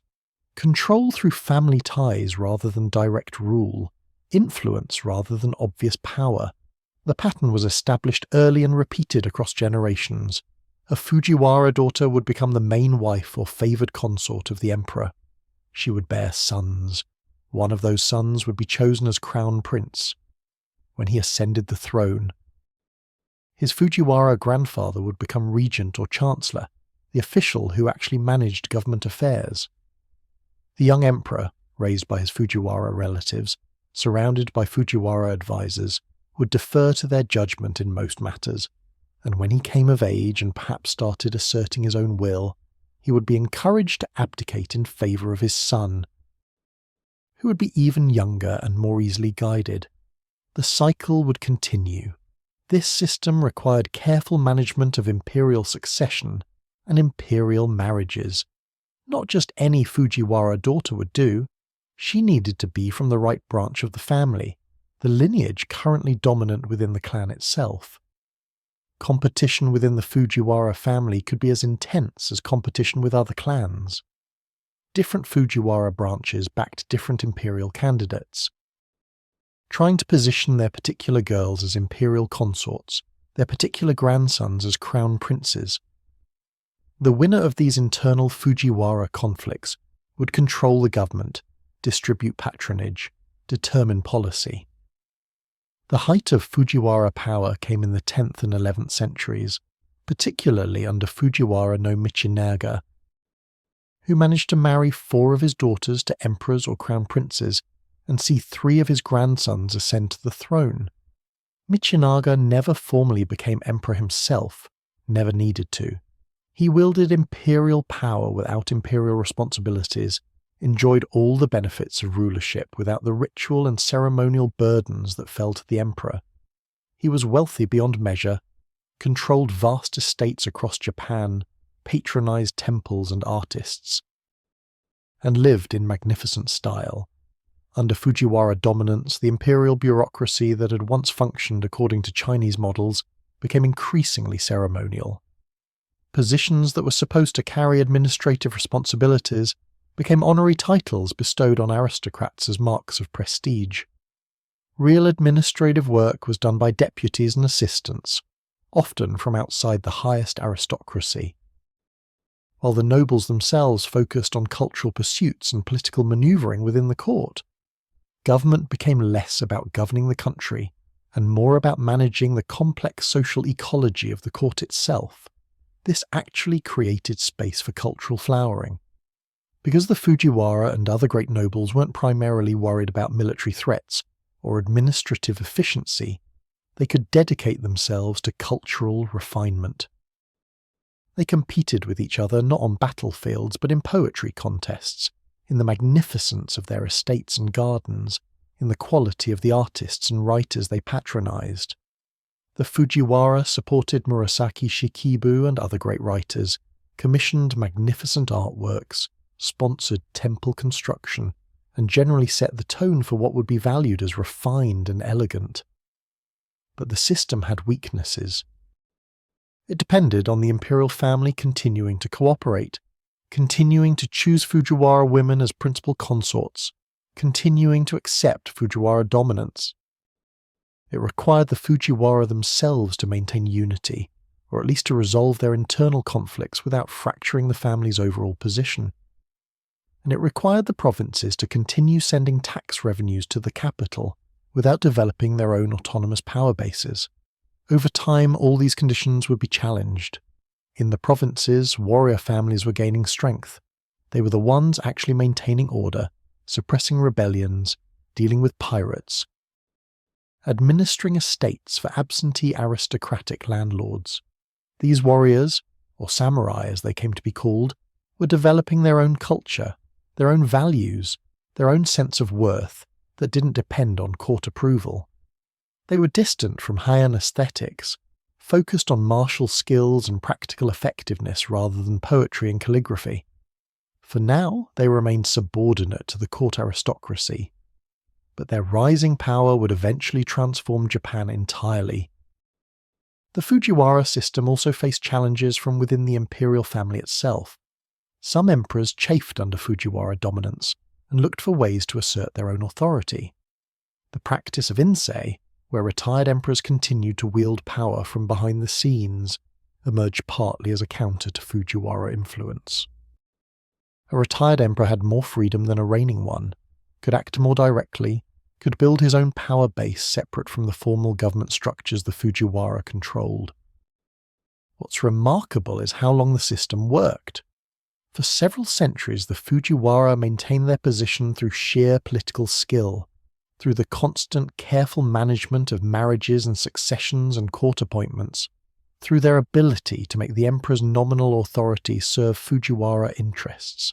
It was governance through indirection, power exercised through suggestion and influence rather than direct command. In a culture that valued subtlety and refinement, perhaps it was the perfect political system, as aesthetically appropriate as a well-composed poem. But like everything in the Heian period, like cherry blossoms and youth and beauty itself, Fujiwara dominance was transient. The mechanisms that created it would eventually undermine it. The marriage strategy that brought power would become impossible to sustain as imperial succession became more complex and contested. The neglect of military power would prove catastrophic when military power became what mattered most. Let's explore now how marriages actually worked in this world, how they were made, what they meant, how they functioned in a system where politics and family were inseparable. Marriage in Heian aristocracy had little to do with love and everything to do with politics and family strategy. It was how families formed alliances, how they advanced their interests, how they positioned themselves for future power. A well-made marriage could elevate an entire family lineage. A poor marriage could dead-end a branch of a family tree. The stakes were enormous, which is why marriages were arranged carefully, negotiated thoroughly, and entered into with clear-eyed awareness of what they were. Political and economic arrangements that happened to involve two people spending their lives together. The process usually began with the families, not the individuals who would actually marry. Fathers, particularly, played crucial roles in arranging their children's marriages. They considered the political and economic advantages of potential matches, the compatibility of family status and wealth, the likely benefits to both families. Sometimes mothers were involved in negotiations, especially when arranging daughters' marriages. But the children themselves, especially daughters, had little say in who they would marry, though they might have some limited ability to refuse particularly unacceptable matches. Interestingly, in Heian culture, wives didn't move to their husbands' homes. Instead, husbands visited their wives at the wives' family homes, at least initially. This gave women's families more control over the marriage, more ability to influence the couple and any children they had. The wife remained in her own territory, literally surrounded by her own family. The husband was the visitor, coming and going. Only after some time, and not in all cases, might the wife move to her husband's household, or the couple establish their own separate residence. Polygamy was normal for aristocratic men. though polygamy might be too strong a term for the complicated reality. A man might have a principal wife, his main partner with the highest status, plus several secondary wives or consorts of lower rank. Beyond these somewhat formal relationships, he might have affairs with other women, relationships of varying duration and seriousness. The principal wife's position was relatively secure, and her sons had the best claim to inheritance. But secondary wives could gain influence if they bore favoured sons or if the man's affection shifted. The whole system created endless opportunities for jealousy, competition and heartbreak. Women had much less freedom. A woman was expected to be faithful to her husband, even though he could, and often did, have multiple partners. This double standard was built into the structure of marriage and recognised as unfair even within the culture. The Pillow Book and the Tale of Genji both show women's anger and pain at their husbands' infidelities, their sense of injustice at a system that gave men freedoms it denied them. But there was little they could do about it beyond suffering with as much dignity as they could manage. Divorce was possible but complicated and generally initiated by men. A man could essentially divorce a wife by simply stopping his visits, by transferring his affections and his economic support to another woman entirely. The abandoned wife might return to her family in disgrace, or might maintain a nominal marriage while living essentially as a widow. Women divorcing men was much more difficult, though not absolutely impossible. A woman who felt completely impossible conditions might return to her family and refuse to receive her husband. But this could damage her reputation and her family standing. Children's custody was similarly complicated. In a society where lineage and inheritance passed through the father's line, you might expect fathers to automatically control children. But because wives often remained in their own family homes, children were often raised by the mother's family, at least in their early years. The mother's father and uncles might have as much influence over a child as the biological father. This created complex webs of loyalty and obligation. A child might feel greater connection to the mother's family where they were raised than to the father's lineage, which they belonged to technically, but might hardly know. The emotional reality of these arrangements was complex and often painful. Marriages were arranged, but people often developed genuine feelings for each other anyway. Love could grow from proximity and shared experience, even when it hadn't been the starting point. And when love didn't develop, or when it developed for someone outside the marriage, the constraints of the system created enormous suffering. The literature of the period is full of unhappy marriages, of women waiting for husbands who never visit, of men torn between obligation and desire, of children suffering from parents' conflicts. Empress Shoshi, whom Murasaki Shikibu served, was a good example of a politically crucial marriage. She was a Fujiwara daughter married to Emperor Ichijo as part of her family's strategy to maintain power. She bore 2 sons who both became emperors, making her exceptionally important to Fujiwara dominance. But the emperor also loved another wife, Empress Teishi, perhaps more than he loved Shoshi. The rivalry between these 2 women, and between their families and supporters, was intense. Shoshi eventually prevailed politically, but emotionally, that's harder to say. Power and happiness weren't the same thing. For all the political calculation involved in marriages, the Heian period also saw the development of romantic ideals, particularly in literature.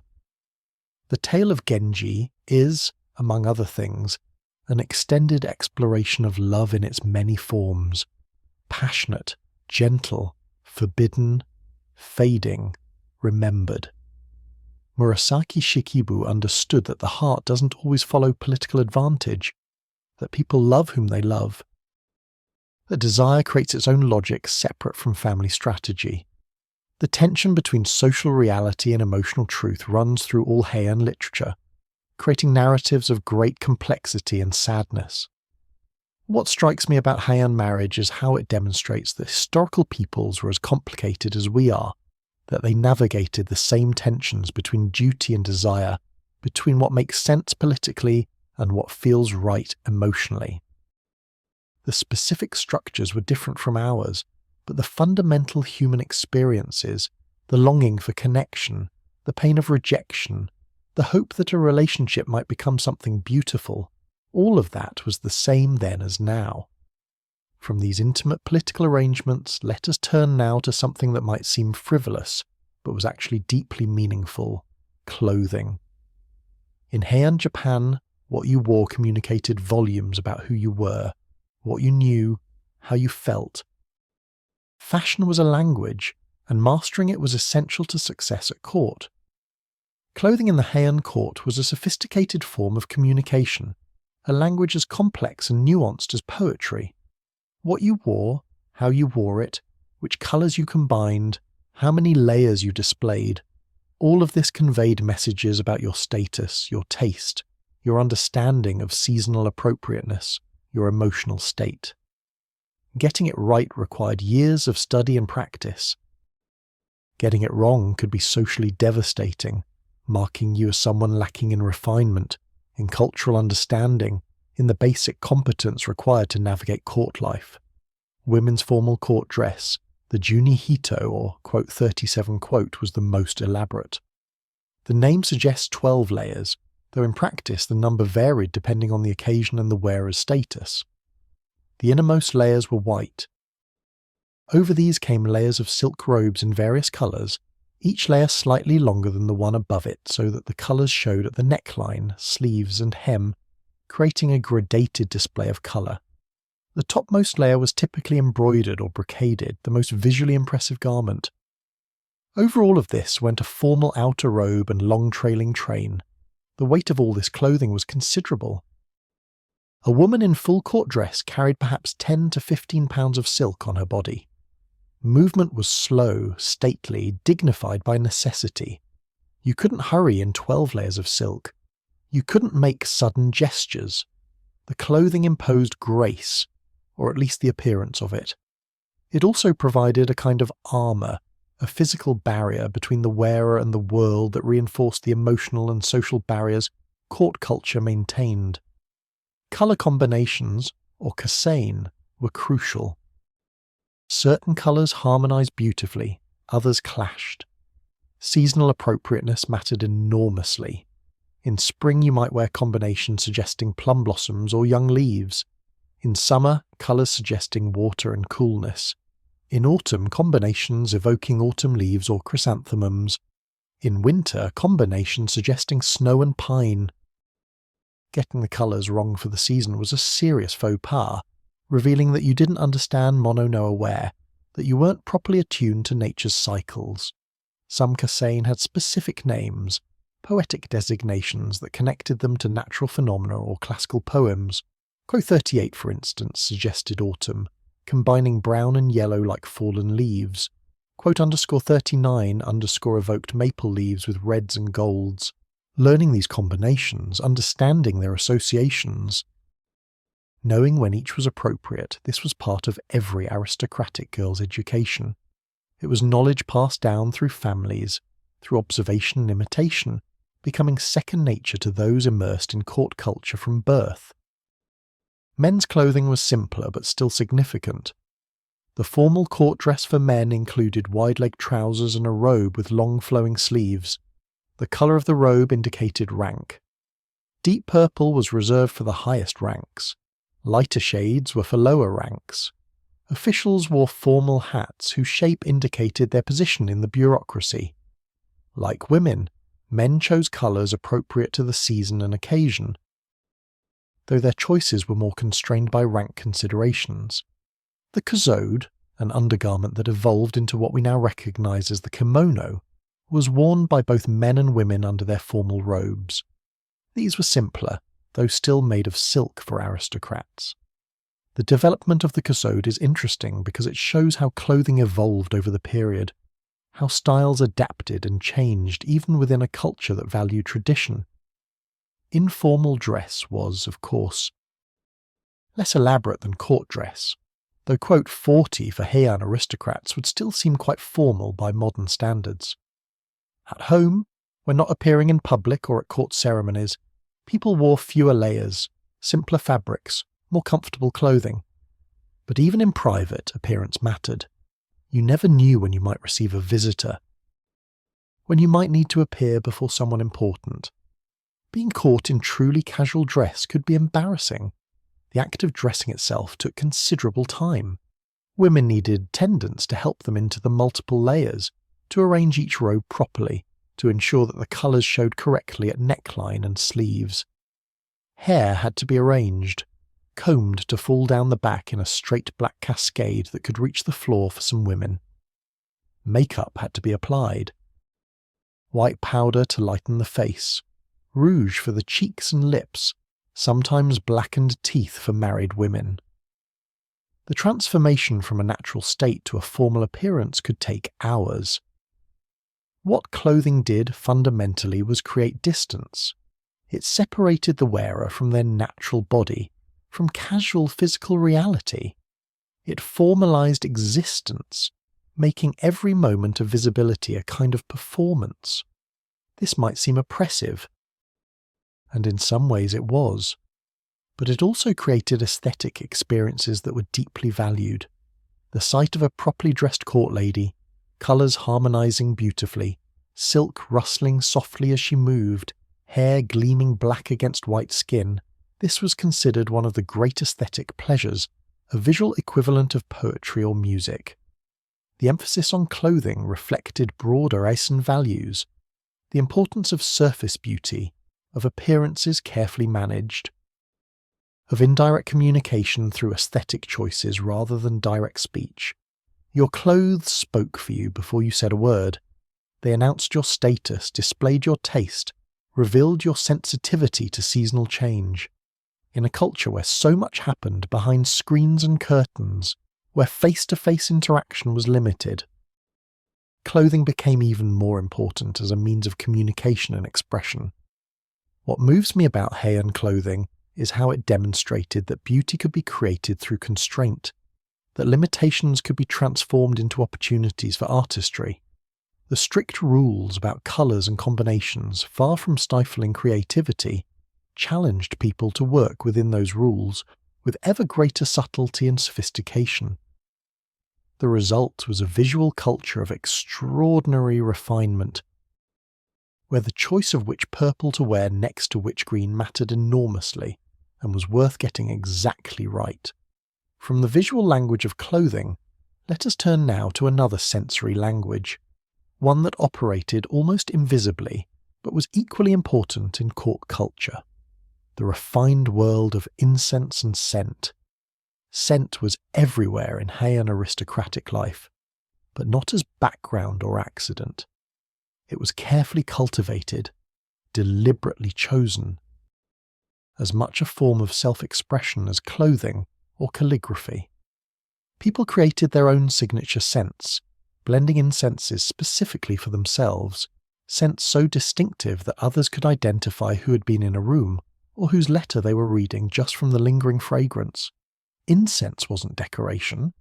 It was identity made aromatic, personality expressed through carefully combined fragrances that spoke to those who understood their language. The art of blending incense, or takemono, was complex and highly valued. It involved combining various aromatic woods, particularly aloes wood or agar wood, with other ingredients like sandalwood, cloves, camphor, musk, and herbs. These materials were ground to powder, mixed with charcoal and other binding agents, then shaped into small cones or pellets that could be burned slowly on charcoal in elegant incense burners. The proportions mattered enormously. Too much of one ingredient could overwhelm the blend. The goal was balance, harmony, a fragrance that was complex but unified, that revealed different notes as it developed but maintained coherence throughout. Recipes for incense blends were closely guarded secrets, passed down within families, traded between friends, created through experimentation and refinement over years. Some blends were associated with specific families, became signatures that announced who had been present or what had been sent. A skilled nose could identify not just that this was Fujiwara incense, but specifically which Fujiwara, which generation, which tradition within that great family's aromantic heritage. Seasonal sensitivity applied to incense as much as to everything else in Heian culture. Spring incenses might be lighter, fresher, suggesting new growth and gentle breezes. Summer incenses could be cooling, evoking water and shade, providing psychological relief from heat. Autumn incenses were often the most complex and valued, deeper and more mature, suggesting the richness of that beloved season. Winter incenses were warming, sometimes including spices, creating comfortable spaces in the cold. Clothing was fumigated with incense smoke in specially designed stands or screens. You would hang your robes over these frames, burn incense beneath them, allowing the smoke to permeate the fabric. When you wore the robes, they carried that scent with them, creating a mobile fragrance field that moved with you, announced your approach before you appeared, lingered after you left. This was especially important for court ladies who remained behind screens. Their scent was part of how they were known, how they made their presence felt without being seen. Letters and poems were scented as well. You might choose paper that had been smoked with incense, or you might add scent specifically when preparing a particular message. The choice of fragrance could add layers of meaning to the words themselves. A love poem on paper, scented with a particularly alluring blend, intensified the romantic message. A condolence note might carry subtle, refined scent, appropriate to mourning. The scent and the words worked together, creating a multi-sensory communication. Incense ceremonies, or kodo, developed into formal practices with strict protocols. These were gatherings where participants would burn various incenses and attempt to identify them, to distinguish one blend from another, to recognize the subtle differences between similar fragrances. It was a test of aesthetic sensitivity, of memory, of the refined sensory awareness that marked a truly cultured person. These gatherings could be competitive, with participants trying to correctly identify the most incenses, or purely appreciative, focused on shared aesthetic experience rather than contest. The materials themselves were precious, some incredibly expensive. Aloes wood, particularly the finest varieties, was rare and costly, sometimes worth more than gold. It came from Southeast Asia, the result of specific trees becoming infected with a particular mold that transformed their wood into aromatic resin. Not all aloes wood was equally valuable. Connoisseurs could distinguish between different types, different sources, different qualities. Owning exceptional aloes wood was a mark of wealth and taste. The incense burner itself was often a beautiful object, carefully chosen to complement its surroundings and the occasion. Some were made of bronze, intricately decorated with patterns or figural scenes. Others were ceramic, sometimes imported from China, sometimes made in Japan in styles inspired by continental models. The burner sat on a tray or stand, positioned where its smoke could rise and spread, scenting the space gradually, subtly, creating an aromatic atmosphere that enhanced the aesthetic experience of the room. What's fascinating is how scent became another language, another medium through which to communicate aesthetic sophistication and personal identity. Your signature scent was as individual as your handwriting, as revealing as your choice of colours in clothing. It required the same kind of study and practice to develop. You experimented with different combinations, refined your recipes over time, adjusted for different seasons and occasions. You learned to recognize others' scents, to understand what they were trying to express through their aromatic choices. The evanescence of scent, the way it emerges and fades, the way it can evoke memories and emotions powerfully but imprecisely, aligned perfectly with the aesthetic of mono-no-aware. Scent was transient, impossible to hold, gone even as you experienced it. This made it precious, made each scenting of robes or burning of incense a unique event that could never be exactly reproduced. The same blend burned on different days, in different moods, in different company, would be subtly different in its effects and meanings. From this invisible but powerful language of scent, let us turn now to a crucial transition, to the forces that were building even during the Heian Period's height, forces that would eventually transform Japan entirely. The rising power of the warrior class, the samurai who would ultimately displace the court aristocracy and create a very different kind of culture. While the Heian court cultivated aesthetic refinement in the capital, out in the provinces a different kind of power was growing. The warrior class, or bushi, later known as samurai, were developing their own culture, their own values, their own sense of identity that had little to do with court elegance and everything to do with martial skill, loyalty, and practical effectiveness.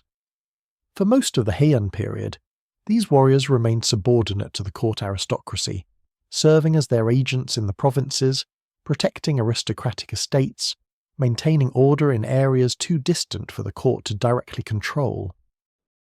But they were gaining strength, gaining confidence, and eventually they would prove impossible to subordinate. The seeds of the Heian period's end were being planted during its height.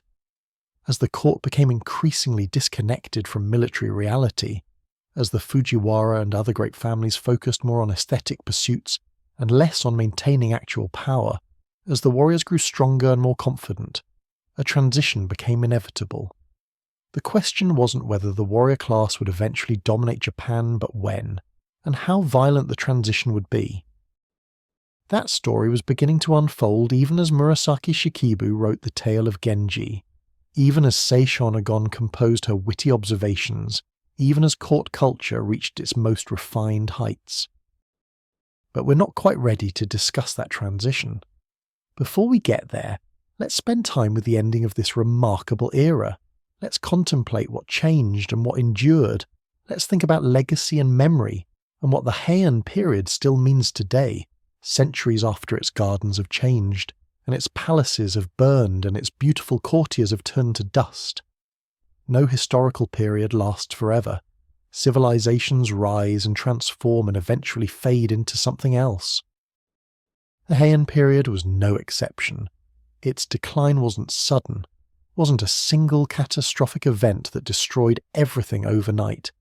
Instead, it was gradual, a slow erosion of the conditions that had made the cultural flowering possible, a series of changes that accumulated over decades until the world that had produced the tale of Genji and the Pillow Book had become something entirely different. The economic foundations were weakening. The estate system that funded aristocratic life was becoming less reliable. Nobles owned land scattered across Japan, but they depended on estate managers and local officials to send them rice and other goods. As these managers became more powerful, more autonomous, they became less willing to send everything to the capital. They kept more for themselves, developed their own local power bases, became less responsive to aristocratic demands. The flow of wealth to the capital slowed. Aristocratic families found themselves less wealthy, less able to maintain the elaborate lifestyles that Heian culture required. Political instability increased as well. The Fujiwara dominance that had brought a kind of order to court politics was fragmenting. Different Fujiwara branches competed with each other more intensely. Other families challenged Fujiwara supremacy.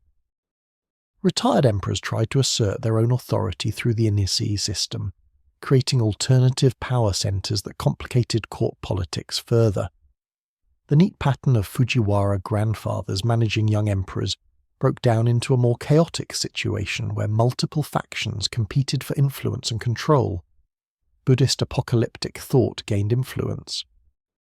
The concept of Mappo, the latter days of the Dharma, held that Buddhist teachings were becoming less effective, that the world was entering a dark age when enlightenment would be harder to achieve. This wasn't just abstract theology. It reflected and reinforced a broader sense that things were getting worse, that the good times were ending, that humanity was entering a period of decline and suffering. The Pure Land schools of Buddhism, which promise salvation through faith in Amida Buddha rather than through elaborate practices, gained popularity, appealing to people who felt the old certainties were failing.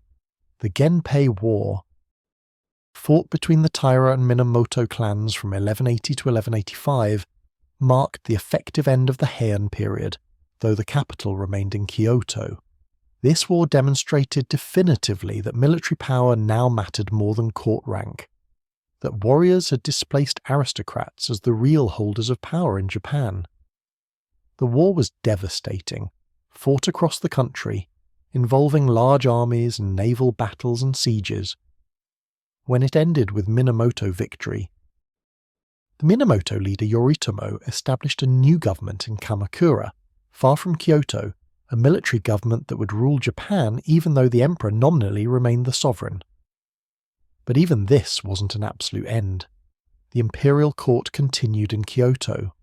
Aristocrats still practiced poetry and calligraphy, still cultivated gardens, still valued aesthetic refinement. The culture didn't disappear, but it was no longer the dominant force in Japanese life. Power had shifted to the warriors, to people with very different values and concerns. The Heian Period's aesthetic achievements remained admired, even revered, but as a kind of golden age of culture that was past that could be honoured but not fully recovered.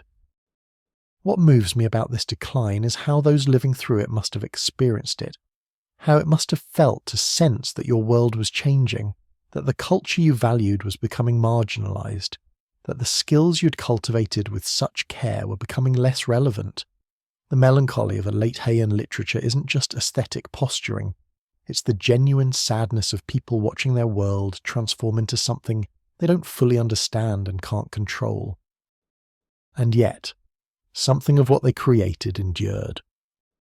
Let's turn now to the process of that transition, to how the warriors took power and what that meant for Japanese culture, politics, and society. The transfer of power from the court aristocracy to the warrior class wasn't instantaneous, wasn't a simple replacement of one group by another. It was messy, complicated, involving decades of conflict, accommodation, and gradual transformation. The warriors didn't reject everything about court culture. They adapted it, transformed it, created hybrid forms that combined warrior values with elements of aristocratic refinement. The result was a new culture, distinctly different from Heian aesthetics but still bearing its influence. The capital remained in Kyoto, but its character changed. It was no longer the undisputed centre of all that mattered in Japan. Real power had moved to Kamakura, then later to other military centres.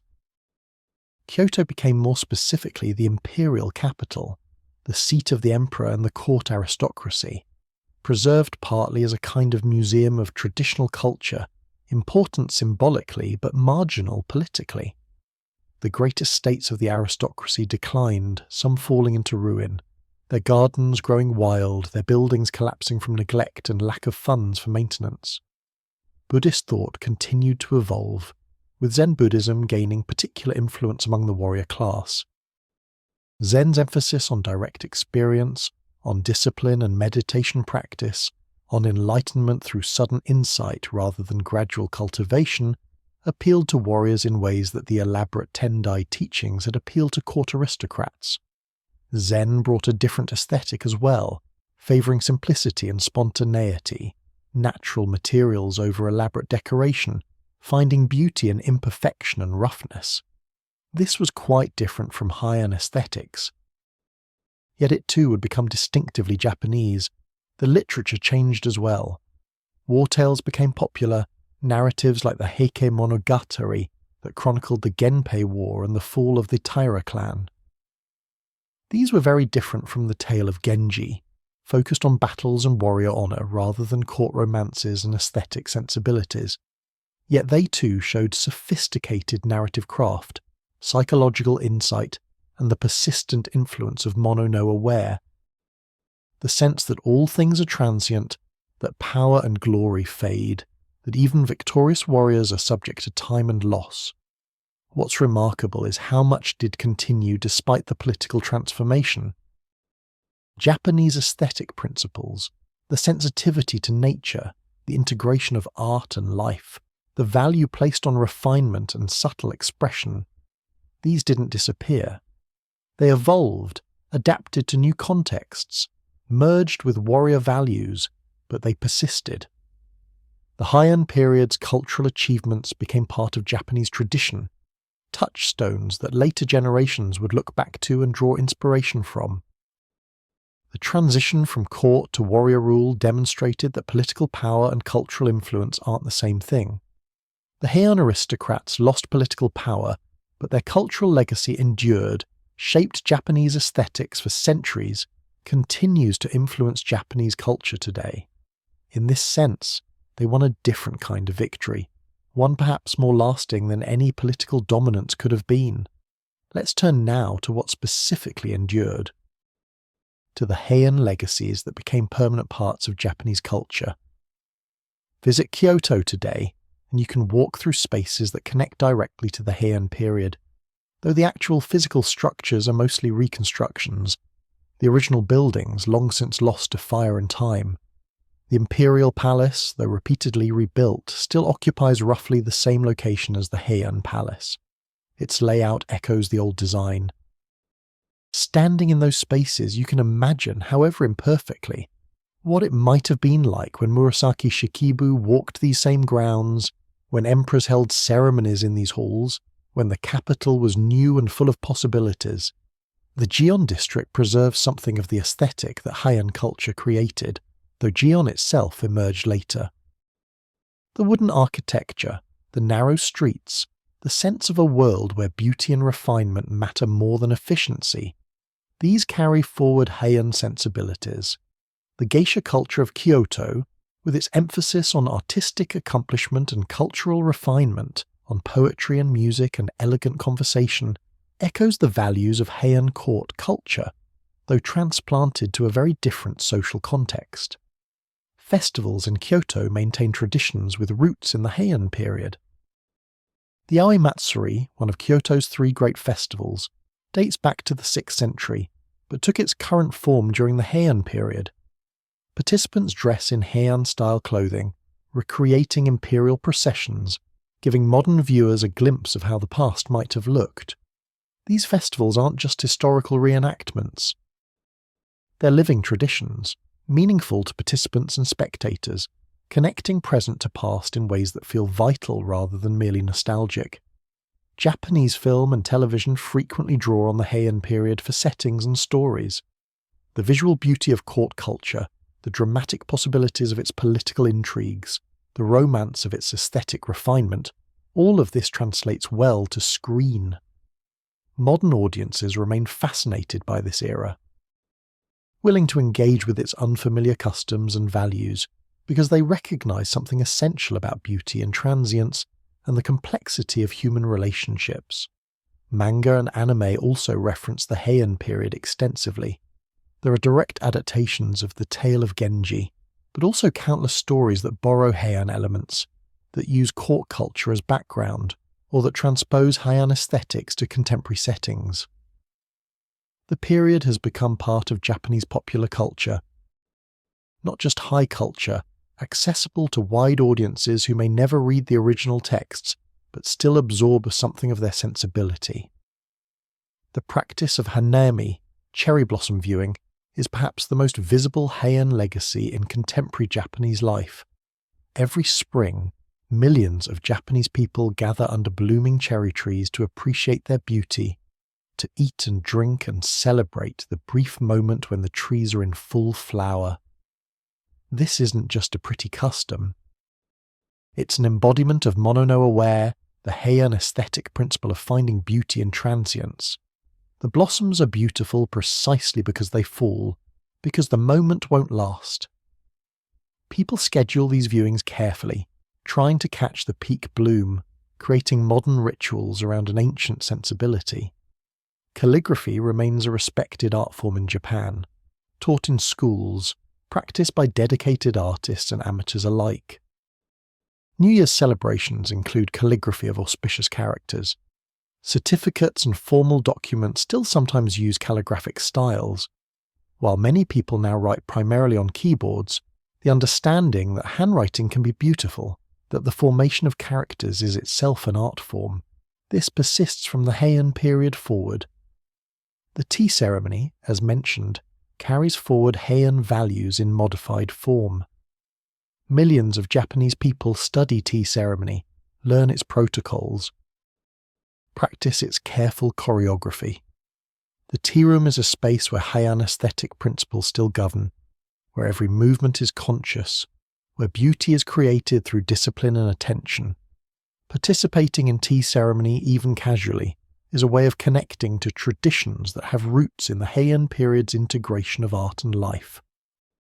Japanese gardens, from grand temple gardens to small urban plots, continue to follow design principles established during the Heian period and refined over centuries. The careful composition, the attention to seasonal interest, the creation of views meant to be contemplated from specific positions, all of this traces back to those first Heian gardens. Modern landscape architects study historical gardens, learn from their design principles, create new gardens that honour old traditions, while addressing contemporary contexts and needs. The literary tradition Heian women established continues to influence Japanese writing. Contemporary female Japanese writers, winning literary prizes and international recognition, are part of a tradition that stretches back through the centuries to Murasaki Shikibu and Sei Shonagon. The space for women's literary achievement the Heian period opened, however temporarily it closed during some subsequent eras, created precedents that couldn't be completely erased. There had been great female writers. There could be again. There are. Even Japanese language itself bears marks of the Heian period. Certain expressions, certain ways of indicating politeness or emotional nuance, developed during that era and persist in modified form. The layered complexity of Japanese politeness levels, the importance of context and relationship in determining appropriate language use, these have roots in court culture, where knowing your place and expressing it properly through language was essential to social functioning. What's remarkable is how a relatively short period, 400 years out of Japanese history spanning thousands, created such lasting cultural impact. Part of it is simply that the Heian aristocrats, freed from material concerns, devoted themselves entirely to cultural pursuits and achieved remarkable sophistication.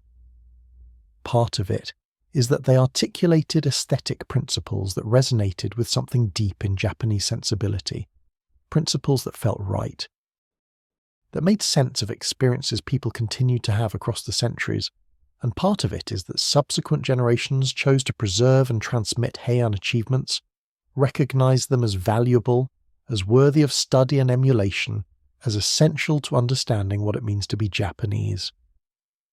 The Heian period demonstrates that cultural influence can outlast political power, that beauty can endure when empires fall, that the careful attention to aesthetics and refinement isn't frivolous, but creates value that persists across centuries.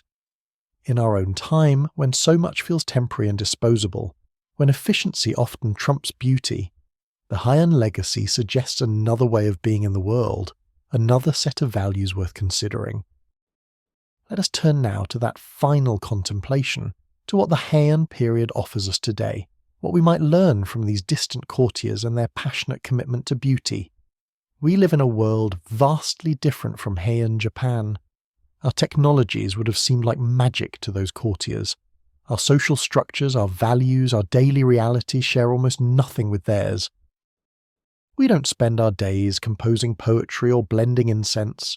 We don't layer 12 robes to communicate seasonal appropriateness. We're not governed by an emperor claiming divine descent or managed by aristocratic families who maintain power through strategic marriages. And yet, something in the Heian aesthetic continues to speak to people today, Japanese and non-Japanese alike. Perhaps it's the reminder that beauty matters, that life can be lived with attention to form and grace. Perhaps it's the validation of sensitivity, the suggestion that feeling deeply, responding emotionally to the world's beauty and sadness isn't weakness but a kind of strength. Perhaps it's the integration of art and life, the refusal to separate aesthetic experience from daily existence, the insistence that how you live is as important as what you accomplish. The Heian understanding of transience feels particularly relevant now. We live in a time of rapid change, of instability, of awareness that climate crisis and technological transformation are reshaping our world in ways we can barely comprehend. The future feels uncertain. What we know might become obsolete. What we've built might not endure. In this context, Mono No Aware offers a framework for accepting impermanence without despair, for finding beauty specifically in what doesn't last, for appreciating fully precisely because nothing is permanent. The Heian period also offers a counterweight to our culture's emphasis on productivity and efficiency. The aristocrats weren't productive in any modern sense. They didn't create economic value or build infrastructure or solve practical problems, but they created beauty. They developed aesthetic principles that have enriched human experience for centuries. They showed that human life can be about more than material production, that there's value in contemplation, in refinement, in the cultivation of sensibility and taste. This isn't to romanticize their privilege or ignore how their lifestyle depended on others' labor, but it is to recognize that beauty itself has value, that creating and appreciating beauty is meaningful human work.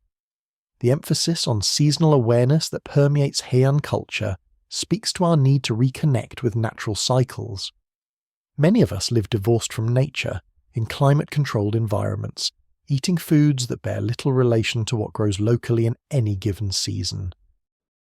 The Heian reverence for seasonal change reminds us what we've lost, suggests what we might reclaim, noticing when cherry blossoms bloom, when leaves turn colour, when specific birds return or depart. This attentiveness grounds us in place and time, connects us to patterns larger than ourselves. The Heian period's syncretism, its ability to integrate Buddhism and Shinto, Chinese influence and native traditions, sophisticated philosophy and aesthetic practice, suggests possibilities for our own time. We too live in a world of multiple influences, competing traditions, diverse perspectives. The Heian example shows that different frameworks can coexist, can enrich each other, can be held together without eliminating their distinctiveness. This feels relevant in our globalized world, where cultural exchange happens constantly, and the question of how to honor different traditions while creating new synthesis becomes increasingly urgent. The literary legacy, particularly the achievement of Heian women writers, reminds us of the importance of hearing voices that have been marginalized, of recognizing that genius and insight aren't limited by gender or social position, that some of humanity's greatest cultural achievements come from people operating under constraints and restrictions. Murasaki Shikibu and Seishonagon created enduring literature partly because they wrote honestly about their actual experiences in their actual language.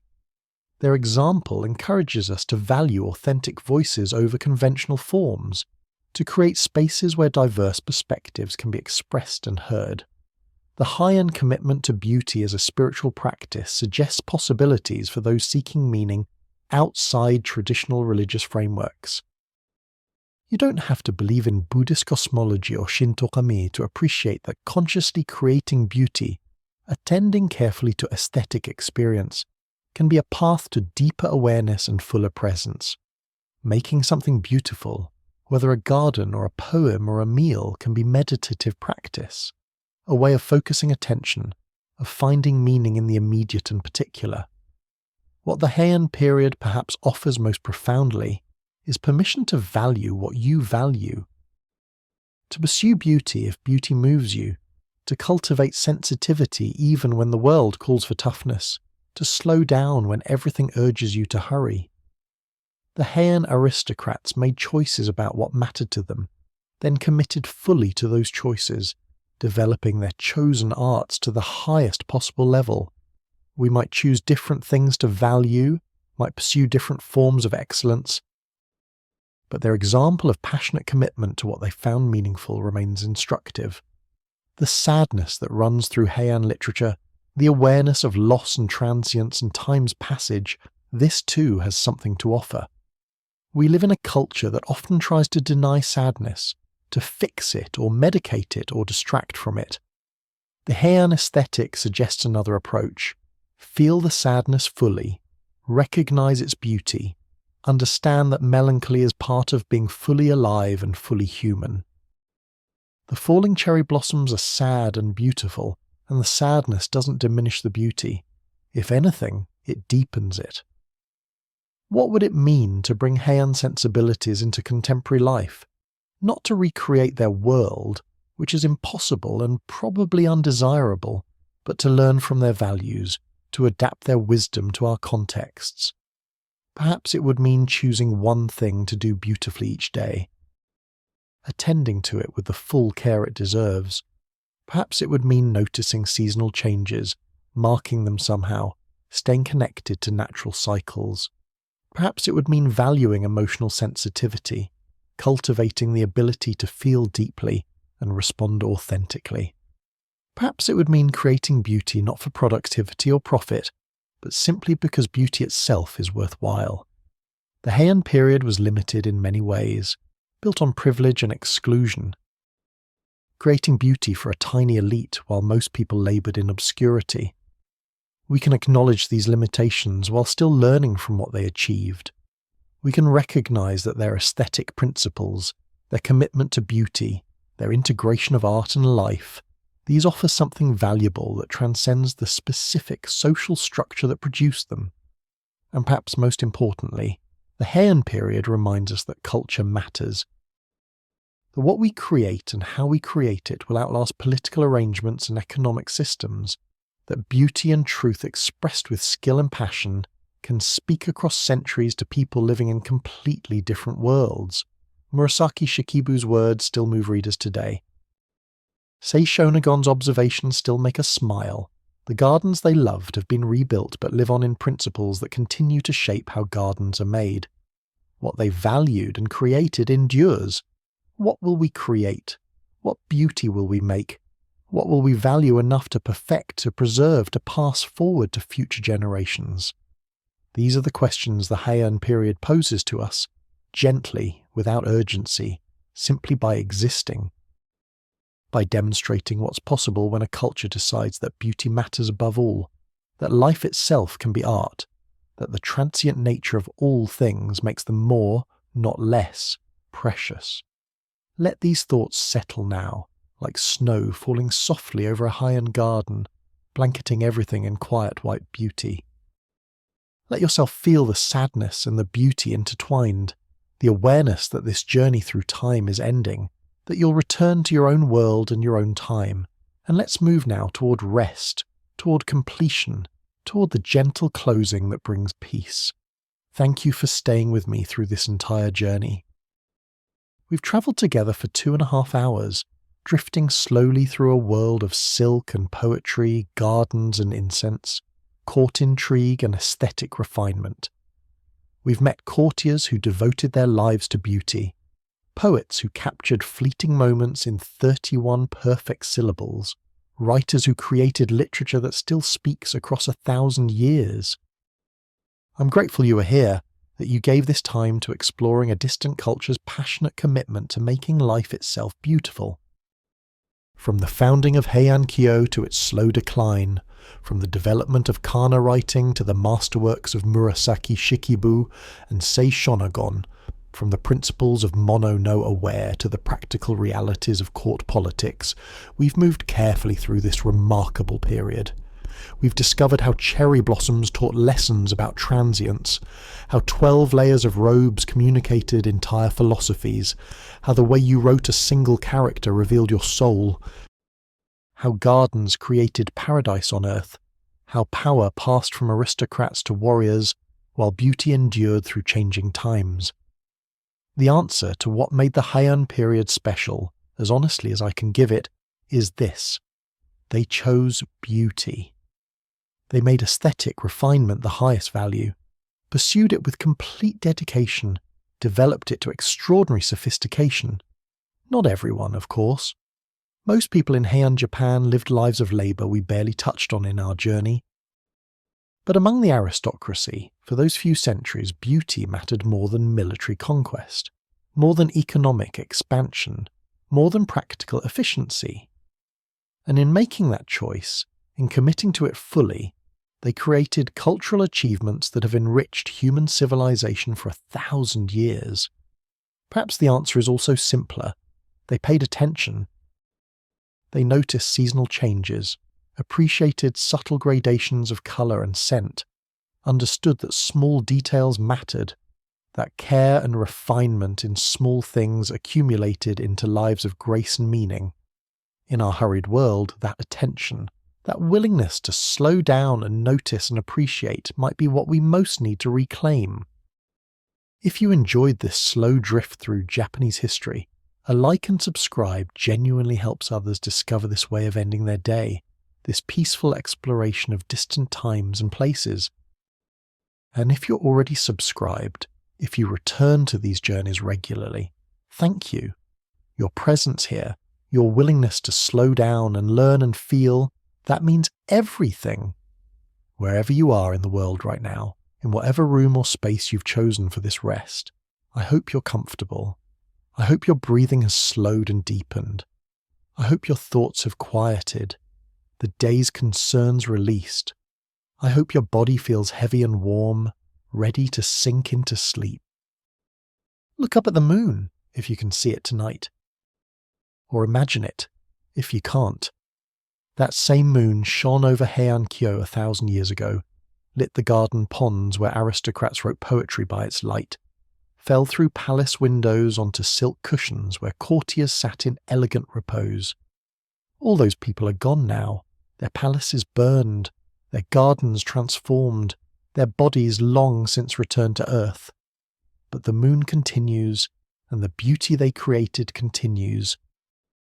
And the principles they lived by still have power to move and teach and inspire. What endures isn't political power or military triumph or economic might. What endures is beauty, carefully made and thoughtfully preserved. What endures is art that speaks truly about human experience, that captures something essential about being alive and aware and feeling deeply. What endures is the commitment to living gracefully, to moving through the world with attention and care, to making each action, however small, as beautiful as it can be. The Heian courtiers understood that life is brief, that all things fade, that nothing lasts forever. But they also understood that this transience doesn't diminish beauty's value. If anything, it increases it. Because things won't last, because this moment is unique and unrepeatable, because the cherry blossoms will fall and the seasons will change and we ourselves will age and die. Every beautiful moment becomes precious beyond measure. Every poem perfectly composed, every garden carefully tended, every gesture made with grace, these matter precisely because they're fleeting, so rest now. Let yourself fall into sleep knowing that beauty continues, that care matters, that attention to small things creates lives of meaning and grace. Let yourself dream, perhaps, of silk and poetry, of moonlight on water, of gardens where cherry blossoms fall like snow. Let yourself feel the gentle sadness of all beautiful things passing, and know that sadness is itself a kind of beauty, a fullness of feeling, a deep engagement with being alive. Sleep well. Dream of ancient capitals where beauty mattered above all. Dream of poets and calligraphers, of musicians and gardeners, of all the people across history who chose to make something beautiful, to live with grace, to pay attention to what matters. Dream of cherry blossoms falling slowly, one petal at a time, beautiful in their falling, perfect in their transience. Good night.